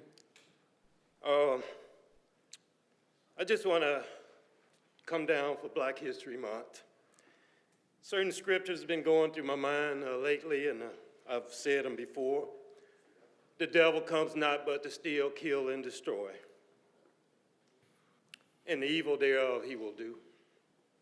But the good news is there's no greater love than a man lay down his life for his friends. I give homage to our ancestors, especially Jesse Jackson. And I thank you, Mayor, for that acknowledgement. Jesse Jackson came to Mississippi Valley State in 1983, and he gave a tremendous speech, and at the end, he said, "I am somebody." And when he got done with that speech, he said, "We're going to go down to the courthouse and we're going to register to vote." I said, "Well, register to vote?" What? And since that day, I've been active. All glory is to God for him. In this month of Black History, I want to tell you something about Black history, that we are walking Black history. We are not immigrants. We are African Americans. I challenge you to go to the continent of Africa and find a Turner. Go to the continent of Africa and find a Newsom, a Cunningham, or a Bolton. They don't exist. This culture was created right here in the grand old United States of America. The Native Americans. This is a Native American town. I've been here over almost 40 years. I haven't met one. You know why? They're all gone.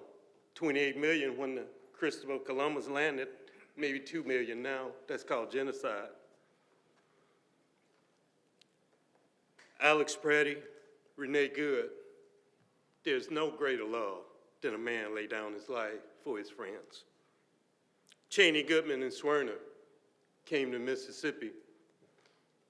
Viola Liuzza, she came to Mississippi on my behalf when I was young, when I was not even born. And here I stand, giving homage to them for sacrificing their life, because there's no greater love than a man lay down, or a woman lay down her life for her friends. Ours is not a struggle of a day, a month, or a year. Ours is not the struggle of a presidential era or a judicial appointee. Ours is a struggle of a lifetime, or maybe even lifetimes. Ours is a struggle that requires each and every one of us in each and every generation to do their part. Much love to you, and great, this is a great African-American history. I like what you guys did downstairs. Thank you. Thank you, sir. Thank you, Calvin. The next three, Miguel Rivera, Julian Lopez, and Margaret Carrasco. Miguel Rivera, Julian Lopez, and Margaret Carrasco. Good afternoon, everyone. I'm just going to pass here Alderman Hayes. If you can just pass it all on, please. I'm sure everybody got this email regarding these finances as well, but I just have a few words to say. I stand in to express the concern of many things communities regarding the administration and appearance of corruption and pay to play, and literally destroying the city. Mayor, during your last term, residents watched you harass Stretch Bar and Grill, and I can attest to that because I was one of those code enforcement people. I got fired from Waukegan. So I was one of them that was being forced to go over there and tag them. For today, so now you are coming here trying to sell it when the approximate mayor had it sold, could bought it for $2 million, but now we want to sell it to buy it for $4 million to the, if you guys see all donations from Wheel of America, Chicagoland, those are the owners of Ramada, and you guys want to buy it for $4 million to And if you guys see all the money that was given to an alderman and to the mayor. So we want to call on that. That mayor needs to recall himself if that vote does come out, because he took all that money from that owner. We also took, the Vista Hospital, which they still owe the village, they owe the city $800,000 in water. But we got people, in the neighborhood where I live at, and across their water's being shut off for $120. I had 6 people shut off Tuesday right by my house for $120, but Vista owes $800,000 to the village, to the city, and that hasn't been done. ComEd got their money, they sued the city. They sued the hospital. So today, on your Facebook post, you were crying about the death of Reverend Jackson, and my condolences, and Kilkelly, congratulations. Hopefully Reinhardt will open his brain up a little bit now. But when it comes to, they want to attack you, they're going to attack you. So, but I want to come here and say, that this needs to stop, and if you aldermen don't come up with this ordinance and give it to the aldermen rather than the mayor pick it and get a contract, you guys are going to be part of all this, because you guys could be part of it, take of it. I don't know. But let's look at the liability issue of it. The liability issue of it is that nobody has a contract. Nobody has liability. So anything happens to any of your cars, fire trucks, or police, the city is going to be liable. It ain't going to be the tow truck company, because there is no contract and there is no legal document. So I'm going to leave it at that. And that tow truck company, you guys, I hope you guys do the right thing and make the thing. And I think a couple of you guys, when I talked to you guys before you ran, I told you guys to be leaders and not to be followers. And I'm seeing totally opposite of it. Thank you, guys. Thank you. Julian Lopez. Julian Lopez. Julian Lopez? Oh, we're on to you, Miss Margaret. Margaret Carrasco.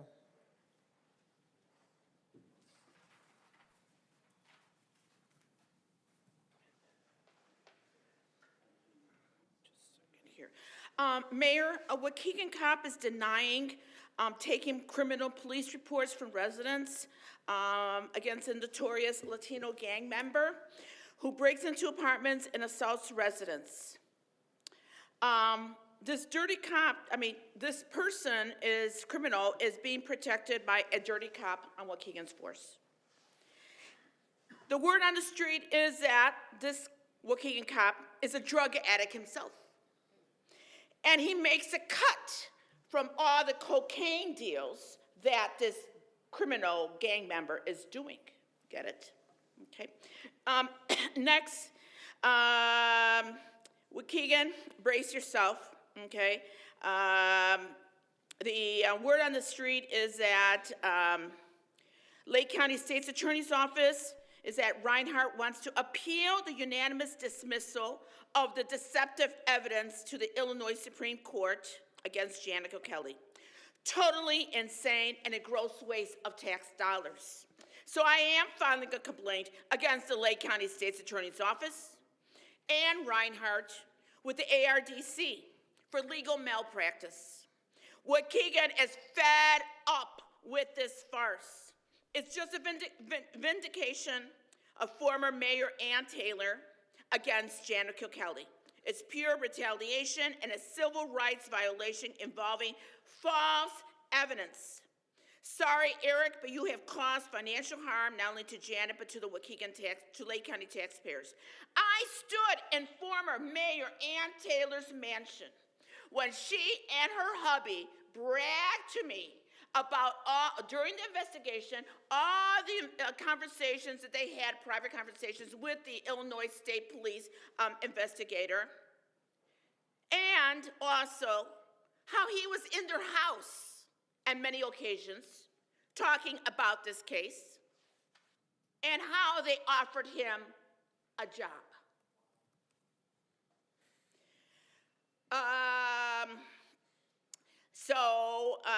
And the last thing is that is against 4th Ward Alderman Victor Felix. You voted to remove Janet Kilkelly from office. An innocent person, shameful. Is that what Bridges instructed you to do? You had a meeting here just last week and city council chambers. You never publicly posted it. It was not on the front door. 4 aldermen were present. You talked about elections, and you stated, you demeaned the residents who have posted information about ICE on their, about ICE. Thank saying you, it's thank you, cheese Mrs. made. Carrasco. Thank you. Shame on you. Mayor, that concludes the audience time. All right, thank you. Item 4, consent agenda. Consent agenda. Items under the consent agenda are considered routine and non-controversial and will be approved by one motion. If any one board member wishes to have a separate vote on any item, it will be pulled from the consent agenda and voted on separately. Alderman Florian. Yes, sir. Can we pull item D, please, the vendor payments? D. Okay. Alderman Turner. I'd like to pull item F, please. Okay. All right. 4A, motion to approve closed executive session meeting minutes from a regular meeting on Tuesday, January 20, 2026. 4B, motion to approve regular meeting minutes from Monday, February 2nd, 2026. 4C, motion to approve and ratify regular payroll dated February 6, 2026, and total amount of $2,174,720.93. Regular payroll dated 2/6/2026. 4E, motion to approve and ratify miscellaneous payroll dated February 6, 2026, in total amount of $124,992.49. Miscellaneous payroll. Item 4G, resolution approving a memorandum of understanding with Chicago Metropolitan Agency Planning, CMAP, to accept planning and technical service delivered by CMAP to assist city with implementing the Waukegan Public Right-of-Way ADA self-evaluation and transition plan. 4H, ordinance approving a map amendment to rezone from R3 general residential to B2 community shopping for 510-520 10th Street. 5I, ordinance approving a variance for front yard setbacks 510, 520 10th Street. Items 4J, ordinance approving conditional use permit for club, lodge, hall, 510, 520 10th Street. 4K, motion to approve ordinance making necessary corrections to the appropriations to the May 1, 2025 to April 30, 2026 fiscal year. Any questions to the motion? Motion by Alderman Newsom, second by Alderman Guzman. Motion. Okay. Any questions? Other questions? Roll call, please. Alderman Guzman. Aye. Martinez. Aye. Felix. Aye. Newsom. Aye. Turner. Aye. Donnerworth. All right. Florian. Aye. Hayes. Aye. Motion passed, sir. Motion passed and carried. Item 4D, motion to approve vendor payment dated February 17, 2026, in a total amount of $3,357,290.02. I'm going to put another motion on Alderman Newsom, second by Alderman Florian. Alderman Florian, you had some questions to the motion. Ma'am? Yes, so check number 515110 was written out to Beaker Press for a 6th Ward meeting mailer in the amount of $1,925. I've been an alderman almost 7 years now. Anytime I do anything for my ward, I use my stipend. I talked about this at the last meeting. We all get a little extra money, I can't even tell you, $300, $350 a month for those type of expenses, for ward meetings and those types of things that you want to do specifically for your ward. So I asked about this check. I go over, it's usually 12 or 13 pages of checks that are written out by the city, and I go over it every meeting and ask questions. Mr. Juan from Finance can tell you, I highlight the checks that I have questions about, and I send him an email. And I asked particularly about this check and said, you know, did Alderman Turner pay for this out of his stipend? And he said no. I don't feel my residents should have to pay for his ward meeting mailer. I've never even done a mailer for my ward meetings. I put up signs that I pay for. out of my stipend, and let the neighbors know that way. Last meeting, we paid for the food that was at this meeting, which was $250. And I certainly don't think we should pay almost $2,000 for a mailer.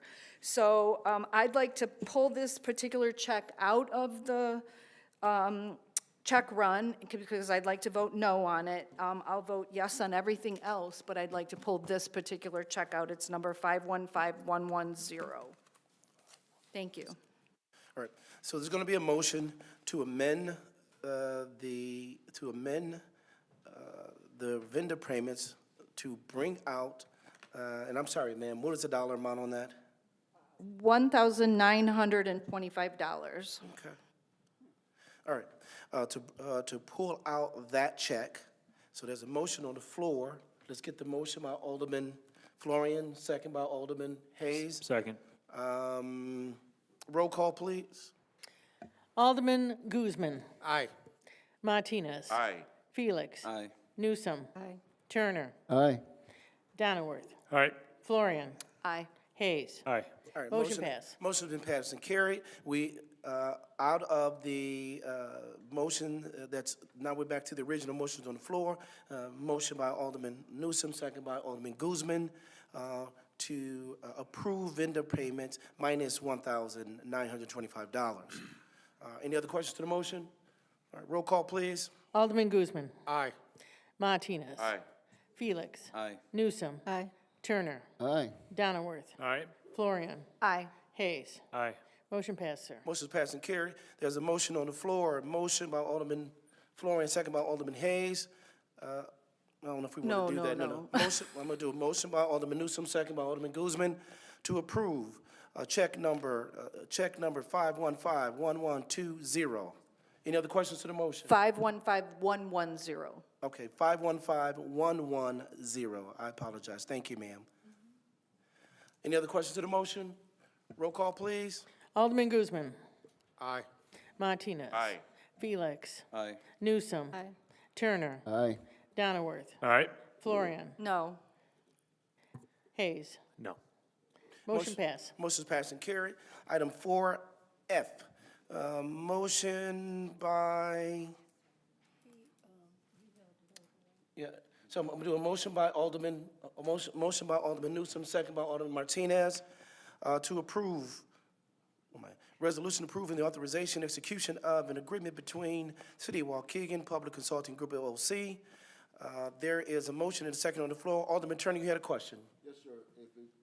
Yes, sir. Thank you. If it could just be explained to me, particularly interested if there is any dollar amount associated with this one. This was from the Finance Committee, February 2nd. It was from ambulance fees for the fire department. Chief Pazer can talk on it, and it was $30,000. Good evening, everybody. So Alderman Turner, to answer your question, Public Consulting Group is a group that we contract every year. Their fee is $30,000. It's for a report that we have to submit to the federal government. We participate in a program called GEMT, which stands for Ground Emergency Medical Transportation, and we receive money for Medicaid transports that we do via our ambulance. Our old ambulance billing company, which was called Andres, they used to, instead of us paying Andres back for their billing services, they would just take it out of our reimbursements. The new company that we use, the City of Waukegan, decided not to do it that way. We are now paying our new company, Paramedic Billing Services, monthly for their services. So because of that, there is no money that they hold to pay Public Consulting Group. So we have to pay them. PCG, Paramedic Billing Service, I know it's a little confusing, but this is something that this is the 6th year in a row that we've done this, that we've used them for a report that we have to turn into them every year. Great. Thank you, Chief. You're welcome. And Alderman, it should have been on there. We'll make sure that's it. I think it's in the minutes and then transfer over to the paper copy. We'll make sure they get adjusted. Thank you. Any other questions to the motion? There's a first and a second on the floor. Roll call, please. Alderman Guzman. Aye. Martinez. Aye. Felix. Aye. Newsom. Aye. Turner. Aye. Donnerworth. All right. Florian. Aye. Hayes. Aye. Motion passed, sir. Motion passed and carried. Thank you, Alderman. Item number 5, reports and communication, there being none. Item number 6, old business, there being none. Item number 7, new business. Resolution approving the award of Greenwood Avenue Bridge replacement and daily flaggers through the contract with IDOT for a not-to-exceed amount of $3,352,812.48. I'm gonna go Public Works, Alderman Turner, motion, second by Alderman Guzman. Any questions to the motion? Roll call, please. Ooh. New business, I want to pull out 2 of these. No, there's none to pull out. This is new business. Sorry? Go ahead. It's not, this is not a consent. Yes. So, there's a motion and second on the floor. Any other questions? Roll call, please. Alderman Guzman. Aye. Martinez. Aye. Felix. Aye. Newsom. Aye. Turner. Aye. Donnerworth. Aye. Florian. Aye. Hayes. Aye. Motion pass. Motion passed. Item 4B, resolution approving agreement with Robinson Engineering per section 2-45A, parentheses I, parentheses 4, professional services for the construction engineering of the fiscal 27 lead service line replacements for a not-to-exceed amount of $605,000. There's a motion, again, Public Works, motion by Alderman Turner, second by Alderman Martinez. Any questions to the motion? Roll call, please. Alderman Guzman. Aye. Martinez. Aye. Felix. Aye. Newsom. Aye. Turner. Aye. Donnerworth. Aye. Florian. Aye. Hayes. Aye. Motion passed, sir. Motion passed and carried. Resolution authorizing the approval, entering into a license agreement with Alchemy Beach. Alchemy. Alchemy, thank you. Alchemy Beach LLC for a seasonal concession and professional event support services at the Waukegan Beach. I so move. Motion by Guzman Second. and second by Alderman Florian. Any other questions to the motion? Yes, sir. Alderman Turner, there's a question. There's a first and a second on the floor. Question by Alderman Turner. All right, so if I remember correctly, this is the one where they were given a exclusive license for alcohol sales? That's going to be on item D coming in, but yes. No, that D is them getting a Okay, yes. license, right? But the Yeah. contract tells them, it stipulates that they will have an exclusive, right? Yes, sir. Okay, so that's what I object to. I think this is a great idea. I think it's going to be a huge success, a great addition to the beach. I just don't like the idea of giving exclusivity to a single business. It seems to me that we, the government, are picking winners and losers, and I don't think that's fair. So my vote is no. Okay. And you may continue. Thank you. No problem. So no other questions? Motion, there's a first and second on the floor. Roll call, please. Alderman Guzman. Aye. Martinez. Aye. Felix. Aye. Newsom. Aye. Turner. No. Donnerworth. Aye. Florian. Aye. Hayes. Aye. Motion passed, sir. Motion passed and carried. Item 4D, motion to approve ordinance for a forward liquor license for Alchemy Beach LLC. Resolution, okay, that's an end. And so we got a motion by Alderman Florian. Second. Motion by Alderman Florian, second by Alderman Guzman. Any other questions to the motion? Roll call, please. Alderman Guzman. Martinez. Aye. Felix. Aye. Newsom. Nay. Turner. Aye. Donnerworth. Aye. Florian. Aye. Hayes. Aye. Motion passed, sir. Motion is passed and carried. In character, thank you. Item 4E, ordinance granting conditional use permit for establishment and operation of vocational school in the B2 Community Shopping District, 814-824 Glenfora Avenue, zoning calendar 2817. There's a motion. So moved. Motion by Alderman Florian, second by Alderman Martinez. Any questions to the motion? Roll call, please. Yeah. Uh-oh. Hold on. I'm sorry, I I have a didn't question. see your hand. I just want to make a statement. This is in my ward, and Yes. I did meet with the principals who are opening the school, and I had some concerns about parking. They were able to negotiate a parking agreement with St. Anastasia School. I still have some concerns, but we're going to watch and see how that works out. I think it's going to be good, and I'm delighted. I'm happy for you guys. I'm happy that the school is going to be in my ward, and I'll be paying you a visit. Maybe I can learn something too. Thank you very much. Please continue, Mayor. Thank you. Should I change the motion to you, Alderman? Yes. If, motion, it'll be the motion by Alderman Turner and second by Alderman Florian. That's a nice combination. No. All right. Madam Clerk, we got that motion by the 6th Ward and second by the 8th Ward. Yes. Mark it. Any other questions to the motion? Roll call, please. Alderman Guzman. Aye. Martinez. Felix. Aye. Newsom. Aye. Turner. Aye. Donnerworth. Aye. Florian. Aye. Hayes. Motion carries. Motion carried. Item 4F, motion to approve the disbursement of Yeoman Creek Remediation Group Trust for the City of Waukegan's share of the 2025 cash call for the amount not to exceed $81,445. Motion by Alderman Newsom, second by Alderman Florian. And reads it with the environmental, I'll put this on the environmental committee. Any other questions? Roll call, please. Alderman Guzman. Aye. Martinez. Aye. Felix. Aye. Newsom. Aye. Turner. Aye. Donnerworth. Aye. Florian. Aye. Hayes. Aye. Motion passed, sir. Motion passed and carried. Item 4G, motion to approve disbursement of Yeoman Creek Remediation Group Trust for the City of Waukegan shares of the 2026 cash call for the amount not to exceed $110,666. Motion by Alderman Newsom, second by Alderman Florian. Any questions to the motion? Roll call, please. Alderman Guzman. Aye. Martinez. Aye. Felix. Aye. Newsom. Aye. Turner. Aye. Donnerworth. Aye. Florian. Aye. Hayes. Aye. Motion passed, sir. Motion is passed and carried. Item 8, ordinances. Item 9, there are some Alderman's time. Madam Clerk. Alderman Guzman. Good evening, City of Waukegan and Second Ward. Okay, I want to start off with the Second Ward leaf collection. It starts, again, it's restarting since the temperatures are up for the week. We're hoping another week or two to try to get everything done. So right now, they're in the Third Ward, Tuesday and Wednesday. And then Wednesday, February 18th, they're going to go into the Second Ward, and then hopefully finish up on Thursday, the 19th. Okay, next, the beach venue. I think it's a great thing. I think it should have been done a long time ago.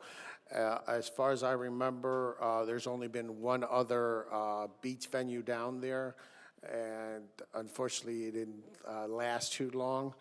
It was sporadic openings, and I'm not sure what ended up happening, but they didn't last. And I'm glad they're here, and we have them in there for at least 2 years, because I think this is the way to go.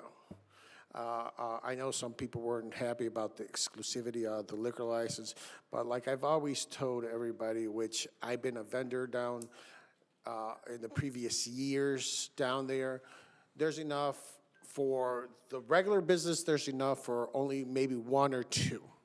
But once you start getting more and more, there's basically no money. Why even go down there? And then you have a lot of fair weather fans that they're only there during the big holiday times. And during the slower times, they're nowhere to be seen. So I think it's a good thing, and that's why I voted for the exclusivity. And I hope all the great success. I think it'll be fun, and I'll definitely be joining them down there.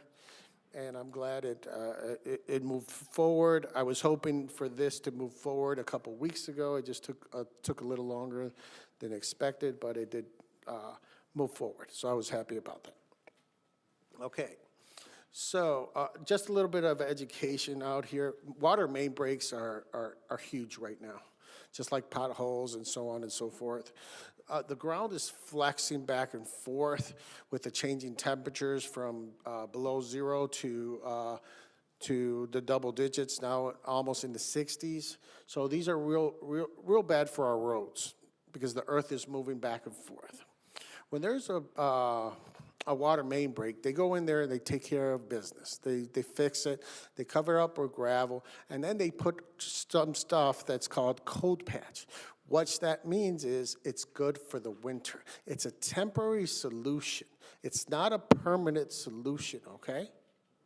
It's a temporary solution until they can come back in the summertime and put the summer asphalt. When the asphalt companies reopen and start the igniters, and that's what blends into the road, and that's what keeps our roads nice and safe and even for some years to come. Okay? So just because it goes in there, I understand that this stuff is brittle and it comes around and the plows comes and hits them and stuff like that. But that's just the way it is, ladies and gentlemen. You just cannot lay hot asphalt at, I don't know, 5 below or 5 degrees. You just can't. You have to use this winter blend that it's done. Okay, so please be patient. I understand it's sometimes a little messy and stuff like that, but it's not the permanent. They'll be back there in the summer, spring, or before the fall to get that taken care of, okay?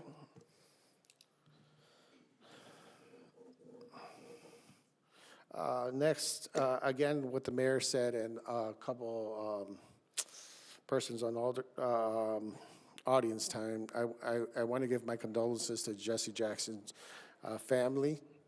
I got to meet him at a rally. I think it was like 10 years now or so ago. And I remember listening to him speak, and it was inspiring. And I spoke to him. I didn't speak to him long. It was just a quick conversation, but it was very impressive. A titan amongst people, helped out multiple people with issues. Something that really he excited, because sometimes nothing was moving forward, no matter where the person was coming from or reports that they made or anything like that. And then when Reverend Jesse Jackson came in there, it seems like everything was just like moving, no matter what. It was just like moving. The person's case was moving, and whether it came in favor or against, he was a titan. That's what I could say about him. And like I said, I only met him for, I don't know, 5-10 minutes, but gave me a really big impression about his character and stuff. So my condolences goes out to the family. Okay, next.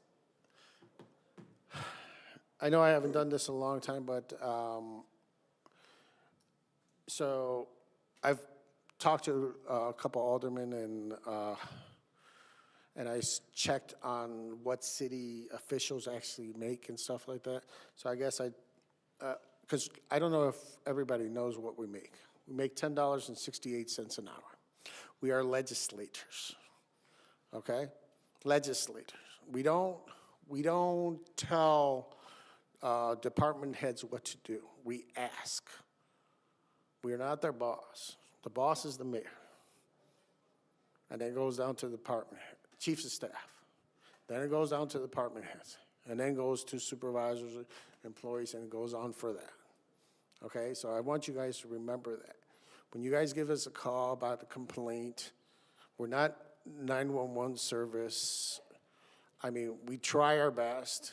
If somebody calls in a complaint, we send an email to the department head, and the department head goes to the employee. But they also have a right to say, you know what, we're gonna have to speak to the mayor on this. And then we come in there and we all sit down and we speak about that. I mean, not so much with this mayor. This mayor has more of a flexibility with us speaking with the department heads than the previous mayor. But that's how it works. You know, we're here to basically create laws, or ordinances, what they call it in the city statute. So I guess my motion is to to start the discussion of elected official raises.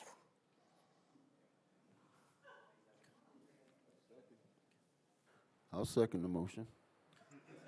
Thank you. Okay, Will. Okay. You can't we have a can't- motion yes, on the floor that I- isn't on the But agenda, it is, sir. no, Alderman, it is duly noted, and we'll just get some conversations, some things going. Okay? Okay. The next one would be for the executive order also that everybody's been asking for and pushing for, so we need to start speaking about that for the ice restrictions in the city of Waukegan, to speak about it. Yeah, well, I know with some conversation has been going on, Alderman, so we're gonna be bringing something to you pretty soon about that, so. I know, I think me, you, and Alderman Martinez kind of talked about it. I can just say, we're looking at some other cities and where they're at. And so we can, along with what we've already established as a resolution, and we'll bring something forward to us.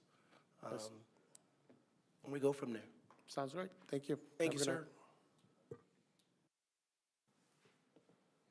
Is that it, sir? Yes. Thank you. Alderman Martinez. All righty, I won't be long. First, I want to thank Minister Robert James for tonight's invocation. It was beautiful. It was very meaningful. And it really touched on a lot of bases of what we're going through, and I just want to thank for that. It was probably one of the best ones that I've heard. So congratulations to him. Very poignant and very, very meaningful. Thank you, Madam City Clerk. I want to also extend my condolences to the Jesse Jackson family and to the whole world. We lost a true trailblazer. Never was a pathfinder. He gave a lot to the world, and also played a very large role in the civil rights movement. That's where I learned that I could be somebody, and that I was somebody. And so just his amazing life that he lived, and actually always enthusiastic of whatever he had to say when he was on television.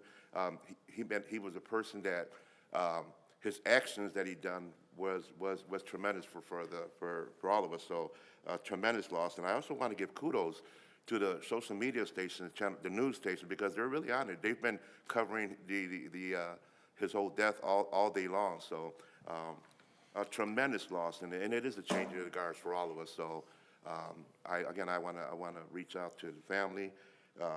I had the pleasure of shaking his son's hand at the Martin Luther King Dreamers Breakfast, so that meant a lot. So again, my condolences. Also, my condolences to our city clerk here, Danica Kelly, and also more important, I always knew that you were innocent in my heart. I know your character, and so therefore, from day one, I knew that you were innocent, and that's why I advocated for you, not only here, but I made sure that reminded people of your character and how much you've given back to the city. And so we're so very lucky to have you here, and I'm so glad that, the truth always comes to light. And God, my mom always says that God knows what he's doing. In this case, he was right. So, again, I feel that you are a person who speaks through volume, you speak through your actions, and so I commend you there, and I'm so glad that you're here with us today. So Thank you, sir. And also, I also want to give gratitude to Chief Police Navarro and Public Works for installing a new permanent speed radar. And this is installed over there on eastbound lane on Grand Avenue, specifically between Westmoreland and North Martin. For many years, that area there has been known for a lot of excessive speeding and also accidents. But I want to go a little bit further than that. What I would like to do, and I'm trying to get more information, and once I get the information, I make sure I would share in my residence. I would also like to have a restriction of any left turn on from 3 to 7, which is usually the rush hours, to avoid accidents. So that's just a thought right now. Of course, there has to be tests involved, but that is something that I have my heart in. I will continue to do that because there's just way too many accidents, and people need to start slowing down. I mean, the police officers and speed humps can only do so much, but you have to take responsibility and just slow down. The other day, there was an accident on a side street. I don't want to mention the side street, but this car was completely turned upside down on a 30-mile-an-hour street. How does that happen? You know, you can't be blaming us. We can't be blaming the police officer. They're not doing. No, you need to take responsibility. You know, and it is out of hand. And so we need to, you know, I'm considering putting speed bumps in some of these areas, you know, because of that. I mean, and again, that's just a Band-Aid to the bigger problem. But the bigger problem is that you need to learn how to slow down and respect the law. So with that being said, I also want to, again, I thank you for Public Works. Today I was in my neighborhood and I seen that they were out there picking up leaves. I think they're finishing up tomorrow in the 3rd Ward.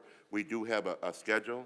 I did post something on social media, and it has all the different days and times for the other wards. So thank you. I know it's difficult.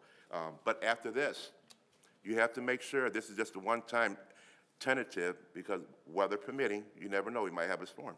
But after that, you would have to baggage them and get a sticker. This is a one-time shot that they're going to go around and get these leaves. Please understand, there's no way that we can get all the leaves up. But as a collective effort, we can all get together and do the very best that we can. Also, let me see what I got here. I don't talk about that. Okay. Oh, I also want to discuss very briefly, I know that I was very adamant about the fire department. You know, I know that we had bought the 2 properties, and you know, my heart was to have it set up in our own neighborhood here in the 3rd Ward. I met with Chief Pazer. It was a very productive meeting. I saw some of the artisans and some of the ideas that unfortunately I cannot share with my constituents as of yet. But I can say it is positive. There is room for expansion. Calls will be answered quicker than they are. So there were so many pros to that. So I'm reconsidering my thoughts that yes, maybe we should go ahead and move it over there to the Lake Behaviorals. It's free property that they're giving the city, but I'm leaning towards now to move it to the Washington Street corridor there. If you need to get a hold of me, I can be reached at 847-390-2689. It is getting warmer. Please watch out for the kiddos as always. I just ask my constituents to please be safe, be mindful, and let's all be a good neighbor. Good night. Thank you. Alderman Felix. Thank you. Well, a few things to address today. I do want to say publicly, I apologize to Madam Clerk.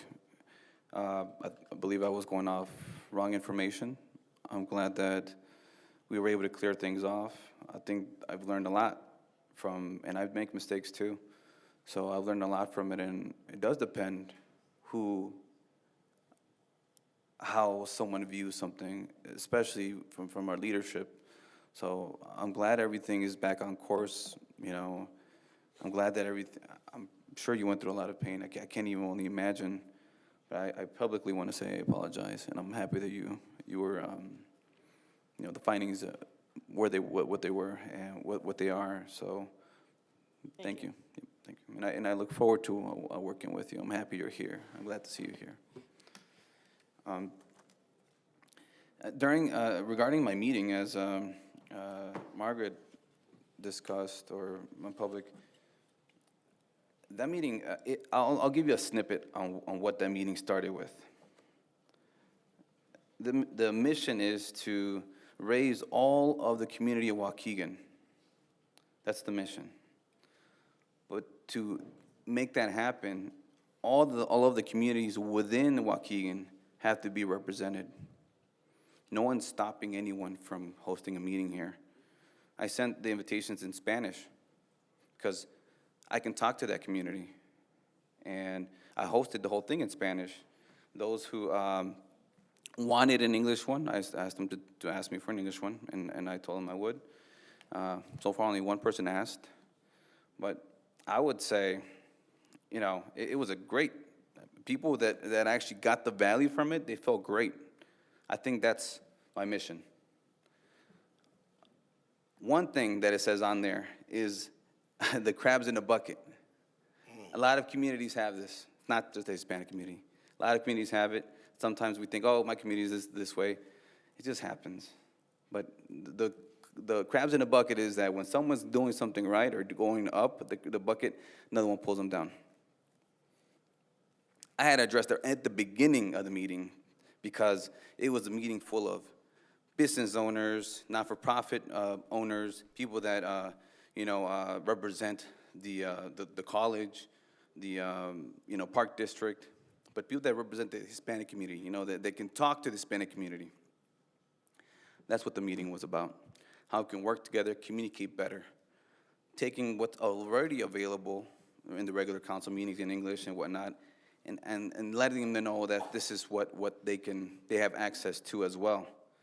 They felt, the people that I spoke to were very happy for that.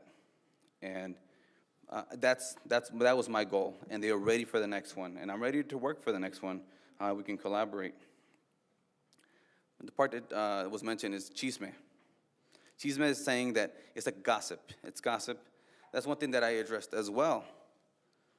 There's a lot of gossip that happens with somewhat facts, but then it doesn't matter if it's true or not, as long as it's said publicly, it makes a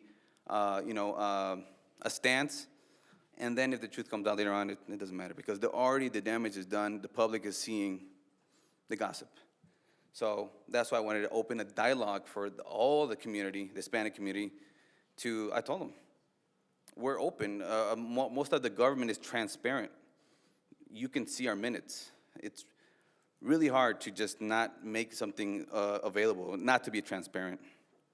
So I opened the door for them to communicate with me if they feel comfortable. I can answer a lot of questions. We have access to the departments. So, I'll give you an example. Thank you to our chief fire chief. He sent our EMT to a high school recently, and there was some kind of miscommunication. They were, I think, maybe 5 minutes late or whatnot. But there was a public post that they didn't show up, and it was this big drama. And the father, one of the girls called me, and I told him, you know what? I spoke to the chief. She's there. You know what? How about talk to me after? Not right now, because right now, everyone's thinking about that. They didn't show up, but they did show up. Talk to me afterwards. That's the key. I spoke to the dad. Daughter was super happy. The kids were really happy. They got a lot of knowledge, and they scheduled another one. Negative post went out before we can let us do our work, or verify facts, not chisme. So, for the public, that's what chisme is, gossip. It's not based on facts. We want facts here. So that's what the meeting was, and I look forward to, educating the Hispanic community that speaks Spanish. They live, they're our neighbors. So, a part of something that a lot of people say is that, well, they should know better. They will, this is what we're working on. So, that way we can all be good neighbors, as Alderman Martinez says. We all want to be good neighbors. Absolutely. So, just to address that, I invited everyone intentionally. People don't like, some people that didn't like each other, some people that, don't talk or whatnot. That was intentional because they have to be in the table to also hear it. So it's not going to stop. I mean, this is one small thing. It's not going to be perfect. I'm not going to paint a perfect picture right in the beginning. It's a work in progress. And thank you for the mayor, for the staff for helping me out. Really great, facilitate everything, and everyone felt like they were represented. Thank you. Now, regarding, I did want to talk a little bit about, wrote a little something about Reverend Jesse Jackson. Want to just kind of go over that. Reverend Jackson taught us that the ordinary people, when organized and determined, can bend the arc of history towards justice. His message of economic power, empowerment, civil rights, and human dignity resonated deeply in communities like ours here in Waukegan. He reminded us that voices matter, whether we live in big cities or working class neighborhoods, and progress requires courage. It does. A lot of us have courage here just to speak up. A lot of you guys have courage to speak up. Thank you guys for coming. So For the Hispanic community, his advocacy extended beyond race or background. He stood for inclusion, for coalition building, and for the belief that black, white, brown, and many other communities rise stronger together than divided. The spirit of unity and shared struggle continues to shape how we organize and lead and build one opportunity at a time here at home. So my condolences, my deep condolences to his family, his loved ones, and all those who were touched by his life. His voice may be quiet now, but his legacy will continue to speak. I have one alderman update for the Fourth Ward. Congressman Brad Schneider recently noted that he secured $1 million in federal community project funding for the rehabilitation of the Lakeside Towers, 150-unit affordable housing building right here in Waukegan. These funds will go towards much-needed renovations and upgrades to help ensure residents have safe, stable, and well-maintained housing. The funding will move through HUD and Lake County, serving as the pass-through entity to support the project locally. And again, our building department has done a great job to make sure they push this along.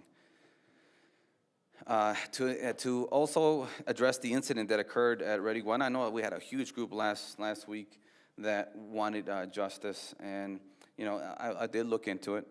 There's things that we can do within our as a local government. Since the incident, I personally have confirmed that Ready One has a new security detail in place. In addition, I've spoken directly with our chief of staff to further review preventative steps. We are preparing a strengthened tavern detail strategy, and we have secured a trespass agreement for the parking space to give to law enforcement a clear authority to act when necessary. And I will be meeting with our police department to hopefully maybe draft like a statement on what our tavern detail is, and more to come, but hopefully by this week we'll have that put together. Regarding the the immigration thing. During the meeting, I put mock-ups. So like there's an image of mock-ups because there were more than three aldermen. I know I'm OMA. I don't ever want to jeopardize that. But there were mock-ups. And I referenced Chicago's ordinance and how we would like to move towards something like that. So there goes the, what's the truth? They're mock-ups. But I did ask our chief of staff, what can I say? So I have created a draft and sent it to our legal team to review, so then we can discuss here. And everyone's fully supporting. I mean, most are fully supportive of it. I can think almost all. And, that's in the works. We're going to have, hopefully that soon, hopefully by the next meeting. And that is it for me. Thank you. Thank you, sir. Alderman Newsom. Thank you, Clerk Kilkelly. Just wanted to say congratulations to you on the appeals court's decision. Thank you. And on your vindication. I wanted to give an update on the lead line that's happening on Lewis Avenue. I did give a little brief information on at the last meeting, but the mayor and I were out there on Friday, I believe it was Friday morning, and they gave us an update. We were able to see what they're doing with the lead line. And I wanted to just thank our engineering department. They were out there as well. Ms. Alexandria, she gave us an update after the meeting out there. To date, we have done 31 lead line service replacements have been completed on Lewis Avenue, the 3-block area between Glen Flora and Grand Avenue. The resident participation stands at 98.3%. That is great. We only have one house on Lewis Avenue that we have not been able to get in, and we started back in October, November, knocking on doors on on both sides of the street. This one particular house, I will not give the address, but they have gone above and beyond trying to get into that resident because we know that they need to have the lead line replaced. Joel Kennedy currently has approximately 13 crew members assigned to this project, of which 7 to 8 are Waukegan residents, so that's great.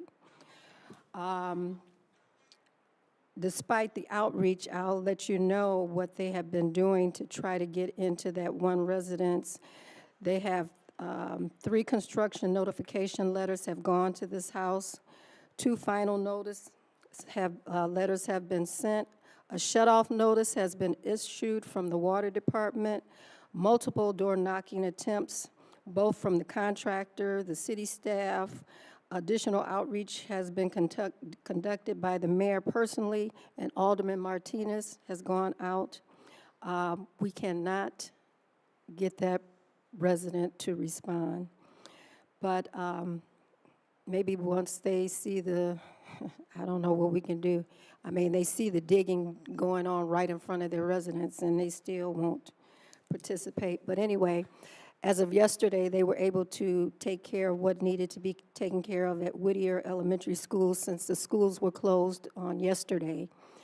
They finished that, and they have approximately 5 to 6 more residents to take care of to complete Lewis Avenue before they start the sidewalks and the curbs and things like that. So they've done an excellent job. The city staff, Public Works, Engineering Department, Joel Kennedy has done an excellent job with this project. And I know they will keep us up to date, and I will do the same for the residents as we proceed to replace those sidewalks and the curbs. Some of them are crumbling. There is no curb. So I know that it will be a welcome improvement to Lewis Avenue. And that's all I have. Thank you. Alderman Turner. Thank you, ma'am. So, a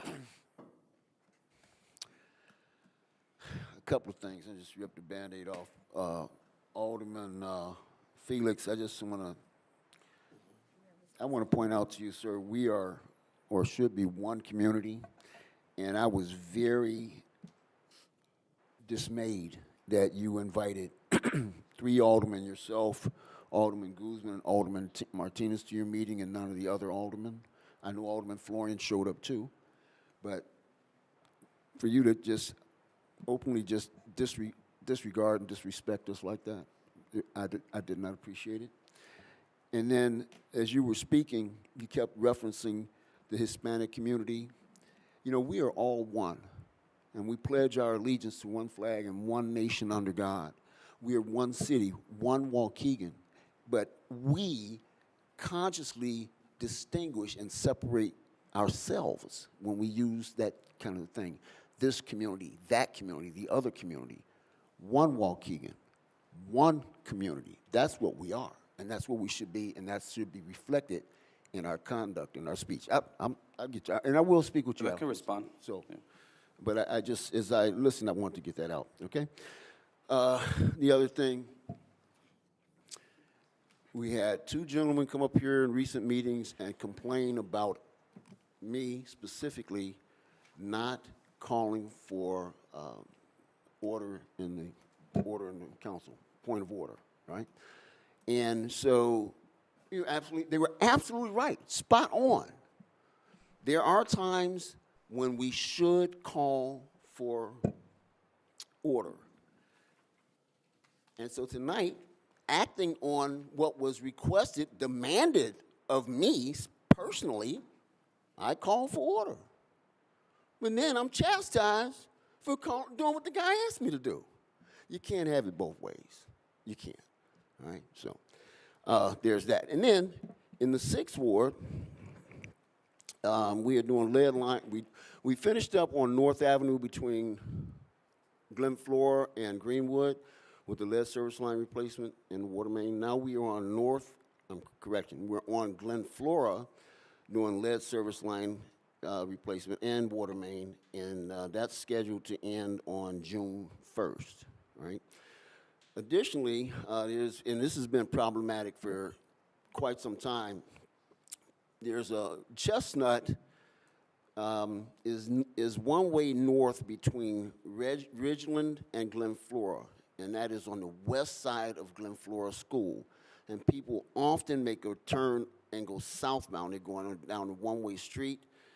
Public Works Director and I and the engineering team have come up, we devised a plan to mitigate that as you turn off of Glen Flora, but that's going to be after this service line replacement. In the meantime, people are they're doing it even worse. And I got 3 complaints today and actually speeding. They're zooming down the wrong way. So I'm asking folks, if you hear my voice, please don't. I've also asked for targeted enforcement. That means I've asked the police to sit out there and specifically target that section, that roadway, for people who are going down the wrong way, all right? And please adhere to the safety of our, pertaining to our citizens, all right? That's all I have. Thank you all very much. Have a good night. Alderman Donnerworth. Thank you. Madam Clerk, I would like to congratulate you on your court outcome. Everyone is presumed innocent until they're proven guilty. And you are not guilty of this. I was a strong supporter of you, and I congratulate you on your victory and also being able to clear your name. I was 1,000% behind you. Thank you. You were, because you were one of the people who called me at home, right on the heels of it. Thank you. Absolutely. We try to do the right thing. The Greenwood Bridge is starting to get remodeled and stuff, so there's going to be some changes over there. Just wanted to let you know. The lead line, like Alderman Turner said, Glen Flora, Greenwood on North Avenue, they're finishing it up.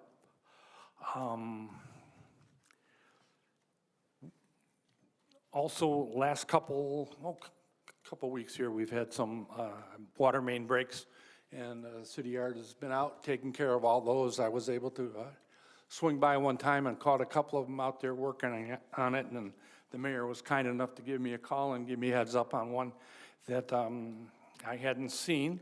So we took care of it, and they have been repaired the best they can right now. As like the other alderman said, I said they can't do the complete repair now. You got to wait till it ground hardens up and, you know, we get some solid ground, but the intermediate repairs should work very well. Again, I would, my condolences to the Jesse Jackson family. All of his work, I mean, I've lived here since 1970, and he's been in the news since I've been here, and before I was even here. Everyone knew who Jesse Jackson was, and he's a great loss. We were at a breakfast the other day, or the other week, with Jesse Jackson Jr. came, and he gave a speech at the breakfast, and he was phenomenal. He's just like his dad. When he starts talking, you can't turn away. This man just goes on, and he gives you real-life things that happen every day. He reminds you of things that you forgot. And I learned a lot of stuff that he told us at that breakfast that I didn't know, and about his dad and things like that. But I'm here, and my condolences go out to his family, his friends, and everybody here who is feeling the same way. And again, you know, to City Yards and to the Waukegan City employees, police department, fire department, everybody. I'm on the phone every day with them. I thank them for their responses, and if you need something, anybody in the ward, give me a call. I try to take care of them right away, and we will do what we can do. Thank you again. Alderman Florian. Thank you, Madam Clerk. I too would like to join my colleagues in offering condolences to the Jackson family. Obviously, Reverend Jackson was one of a kind and contributed greatly to our society, and I know he will be missed by many. I want to address briefly Alderman Felix's meeting. I did attend, even though I wasn't formally invited. I felt like as an alderman of the city, I should be there to listen to what was happening. It was all in Spanish. I do not speak Spanish. I could catch bits and pieces of what was happening, and some people did translate into English. It made me really realize how difficult it is for someone who doesn't speak English to come here and listen to our meeting and not understand what we're doing. So it was nice to see people who felt welcomed and understood coming into City Hall. The three aldermen were up in the front. I sat way in the back. We never spoke to each other. We never colluded in any way. I was just in the room to observe and listen to what happened. So I don't believe there was any violation of the Open Meetings Act. We are all included in the faith-based meetings or the nonprofit meetings. We just don't sit together. We don't talk about city business. It's pretty simple. It's like if we all went to the same church, you know, we're allowed to do that, or the same party, you know, at a holiday party or something. We just don't talk about city business when we're together, or don't talk at all, as it were. Especially if it's in a language you don't understand. So anyway, I would like to advocate for us to try to do more to have information in both English and Spanish, because I think there's people who are missing out and don't feel comfortable coming or don't feel heard. We've seen people struggle at the podium, and I've advocated for people to have extra time to have a translator at the podium. So one of the many things you and I would not agree on, Keith, but that's not surprising. Anyway, in the 8th Ward, I was at the Planning and Zoning meeting last week, and there's going to be a new affordable housing, hopefully, if everyone up here approves it. They're planning to build a senior affordable housing unit, brand new. I think it's 140-something units like that, up at Lewis and Beach on the southwest corner. Across from the school. So something, you know, we need housing, but we desperately need affordable senior housing. So speaking as a baby boomer, I know we're getting older. We all want one level, easy care, blah, blah, blah. So hopefully when that comes up here, everyone will be supportive of it. Okay, and last but not least, we've had many people come up to this podium recently and talk about this towing issue, including Mr. McLemore last month, who indicated it was somehow some perk the mayor was supposed to have. I strongly believe we need an official ordinance, and there's many reasons for this. We do not have a formal city contract as of right now. The tow companies are assigned, basically based at the mayor's discretion.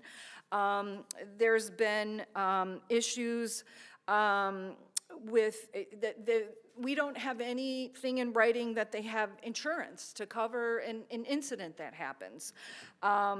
Because we have no RFP, a request for proposals, which we do with most things in the city, like building roads or bridges or all the things we've talked about here tonight. We get bids that are formal and list what the company can do, what they're supposed to do, what they're held liable for.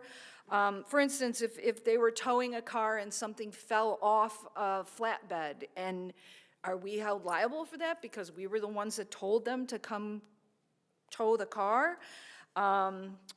Another issue is towing rates. The former mayor lowered the rates so that they weren't so onerous for our community. You know, the average income in Gurnee is $120,000 a year. In Waukegan, it's $72,000. Not everybody in Waukegan has full coverage. In Gurnee, they're maybe more likely to have full coverage, which in that case would cover your towing costs. In Waukegan, some people, their car's worth $1,000, $2,000. By the time it gets towed and stored for a couple days, they just leave it because it's not even worth paying the money to get it out. It's been some suggestion that this is a perk, as I said. Someone gave us the Illinois Sunshine information. The towing companies make donations to candidates. This may not be actual pay-to-play, but the optics aren't good, and we can eliminate that issue. In the past, I believe there's been towing companies that were fired for overcharging people, especially if they're brown or black, for using racial slurs.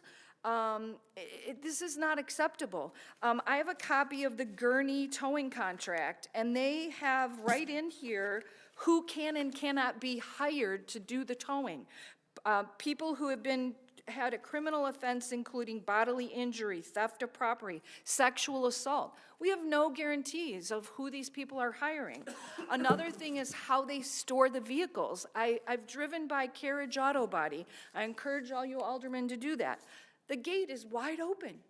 So if you're in an accident and you have something illegal in your car and it's not found immediately in the scene of the accident, and you know your car is over there, you can just go in there and get your gun, drugs, whatever it is out of your car, because you can just walk right in there. There's, according to Gurney's contract, they're supposed to be locked up and secure and not accessible to the people who are under investigation. So an ordinance would protect the city from liability, ensure the tow company is properly insured and hires qualified people, stores the vehicles properly. What about the ability to tow like our fire engines? What if one of them breaks down? Do we even know if the tow company has the ability to tow something like that? Those fire trucks, as we all know up here, are $1.5 million. Are they properly insured to cover if something happens to that $1.5 million truck when they're towing it? We don't know because we don't have a contract.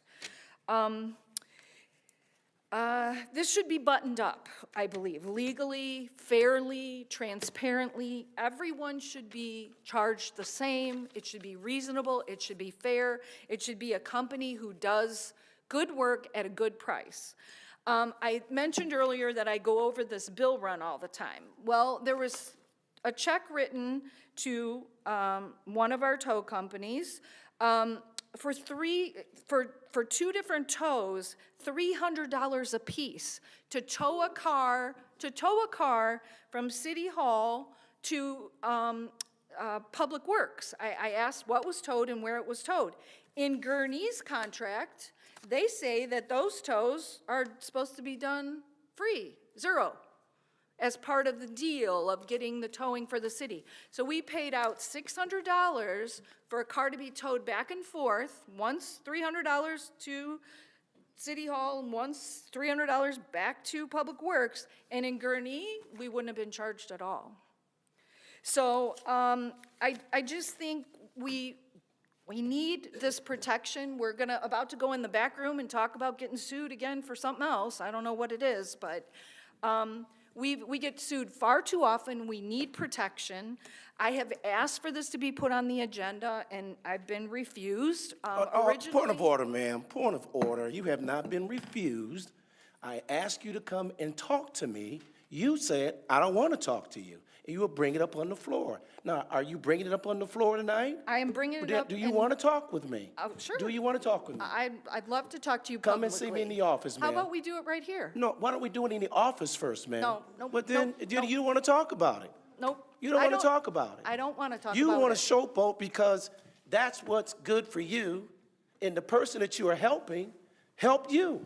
Now you want to help them. Ma'am, I've talked to you many a times. You refuse to even want to sit and talk to me, to the alderman. You refuse to. I'll talk to you here. No, Let's do I it want to here. talk to you where we can talk as a legislator and administrator. As an alderman, We can I did do that that many here. times. Ma'am, do you like to come in and speak about this issue like any other I issue? would like to make a motion to put this on the agenda the next Let's meeting. talk about it, ma'am. I'll see you in my office. Thank you. Mayor, something was raised a couple of weeks ago about Alderman time, people being interrupted during Alderman time. Yes, ma'am. Yes, sir. People being interrupted during audience time. Yes, sir. Sometimes it pains me as well, but we have to let everybody finish. So And I was not letting her finish, sir. She was making a statement that I would need to correct. I'm not going to argue about it. I agree with you. I'm just making the point because we were I agree. publicly admonished for doing this. So I just hear want to you, make sure Alderman, that but that's clear. if there is accusation toward not only my character, but this city's character, then I think that accusation should be corrected immediately. This is what these lawsuits, Alderman Hayes, has gotten us in before, because Alderman has made accusations on each other that was put us in legal standing. So I'm just correcting those. I'm always willing. I'm one of the most accessible persons you can find. But if you do not want to come and talk about an issue, then how can we discuss it? I'm perfectly willing to discuss it now. Thank you, ma'am. Well, let's talk about it first, then bring it up now. Bring it up later. I strongly suggest that you come and get all your facts, ma'am. Then we do that. I don't want to be accused of bullying, because that has been mentioned by you to me. So I'm saying to you, please come into the mayor's office. We can have the chief of police. We can have all the toll companies. We can have some other aldermen, obviously not outside the number that should be, and we can discuss this like legislators and administrators so we can come back with a good plan that's beneficial to the city of Waukegan. By the way, that's been in place way before Sam Cunningham became mayor and alderman. I know you're progressive, and I understand, and I appreciate that. But I cannot appreciate sometimes you make an accusation toward my character. We had a conversation before, you and I, about an hour. I said to you, and I'm going to repeat it now, ma'am, I allowed you to destroy my character, to talk about me in ways that I just... Point of order, sir. Thank you. Point of order, sir. I've asked you many a times. Well, point of order, sir, if you keep continuing on, it's going to ask you to be removed. You ain't got to ask me to leave. Thank you, sir. You a bully.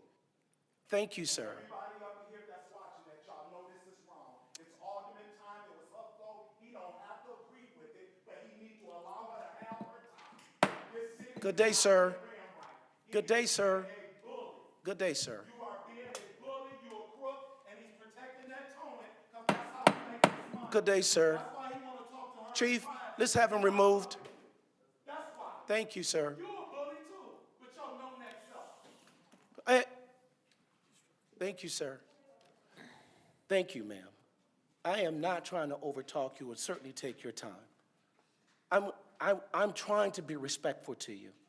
But Alderman, you cannot continue to assassinate my character by accusing me of things that nothing has been proven. Nothing. I told you then, I'm telling you now, and Alderman Hayes, if I'm wrong for this, but I have to protect my character. I went through that while this happened to me for 4 straight years, and nothing was proven. Everything was by the book, as best as I can, to the best of my ability. If you want to talk to me about anything regarding the operation of this city, the legislation of this city, I'm open to discuss with you. That's all I ask you, Alderman. That's it, ma'am. And I'll repeat one more time. Let's talk about it here. Ma'am, let's go. Are you finished, ma'am? I want to make sure you finish your alderman's time. And if I interrupted, I do apologize. But I needed to correct something for you. Thank you, ma'am. Thank you, Alderman Hayes, for bringing it to my attention. I just kind of say I'm sorry if I offended you on that, sir. Alderman Florian, are you finished, or would you like to continue? Pardon me? I'm done. Alderman Hayes. Pass. Mayor, can I clear up something really quick? I'll make it quick. Less than a minute. Okay, let's go. Okay. Well, regarding the Spanish thing, Alderman Donnerworth asked me if he can come to the meeting. I said, yeah, come, that's fine. Okay, thank you. Alderman can come, so you're not invited. It was in Spanish, so, but I mean, you're welcome to come. I mean, there's no restrictions or anything like that. Okay. With that being said, motion by Alderman Felix, second by Alderman Turner, to go into executive session, or, yes, go into executive session to discuss city business. To pursuant to, you better, once you say that. Yes, 5 minutes. Pursuant to 5 ILCS 120/2C11. All those in favor? Aye. Motion passed and carried. Give us 5 minutes, 5 minutes, everybody? Thank you. Mr. I made a motion and there was a second. I know, City Clerk.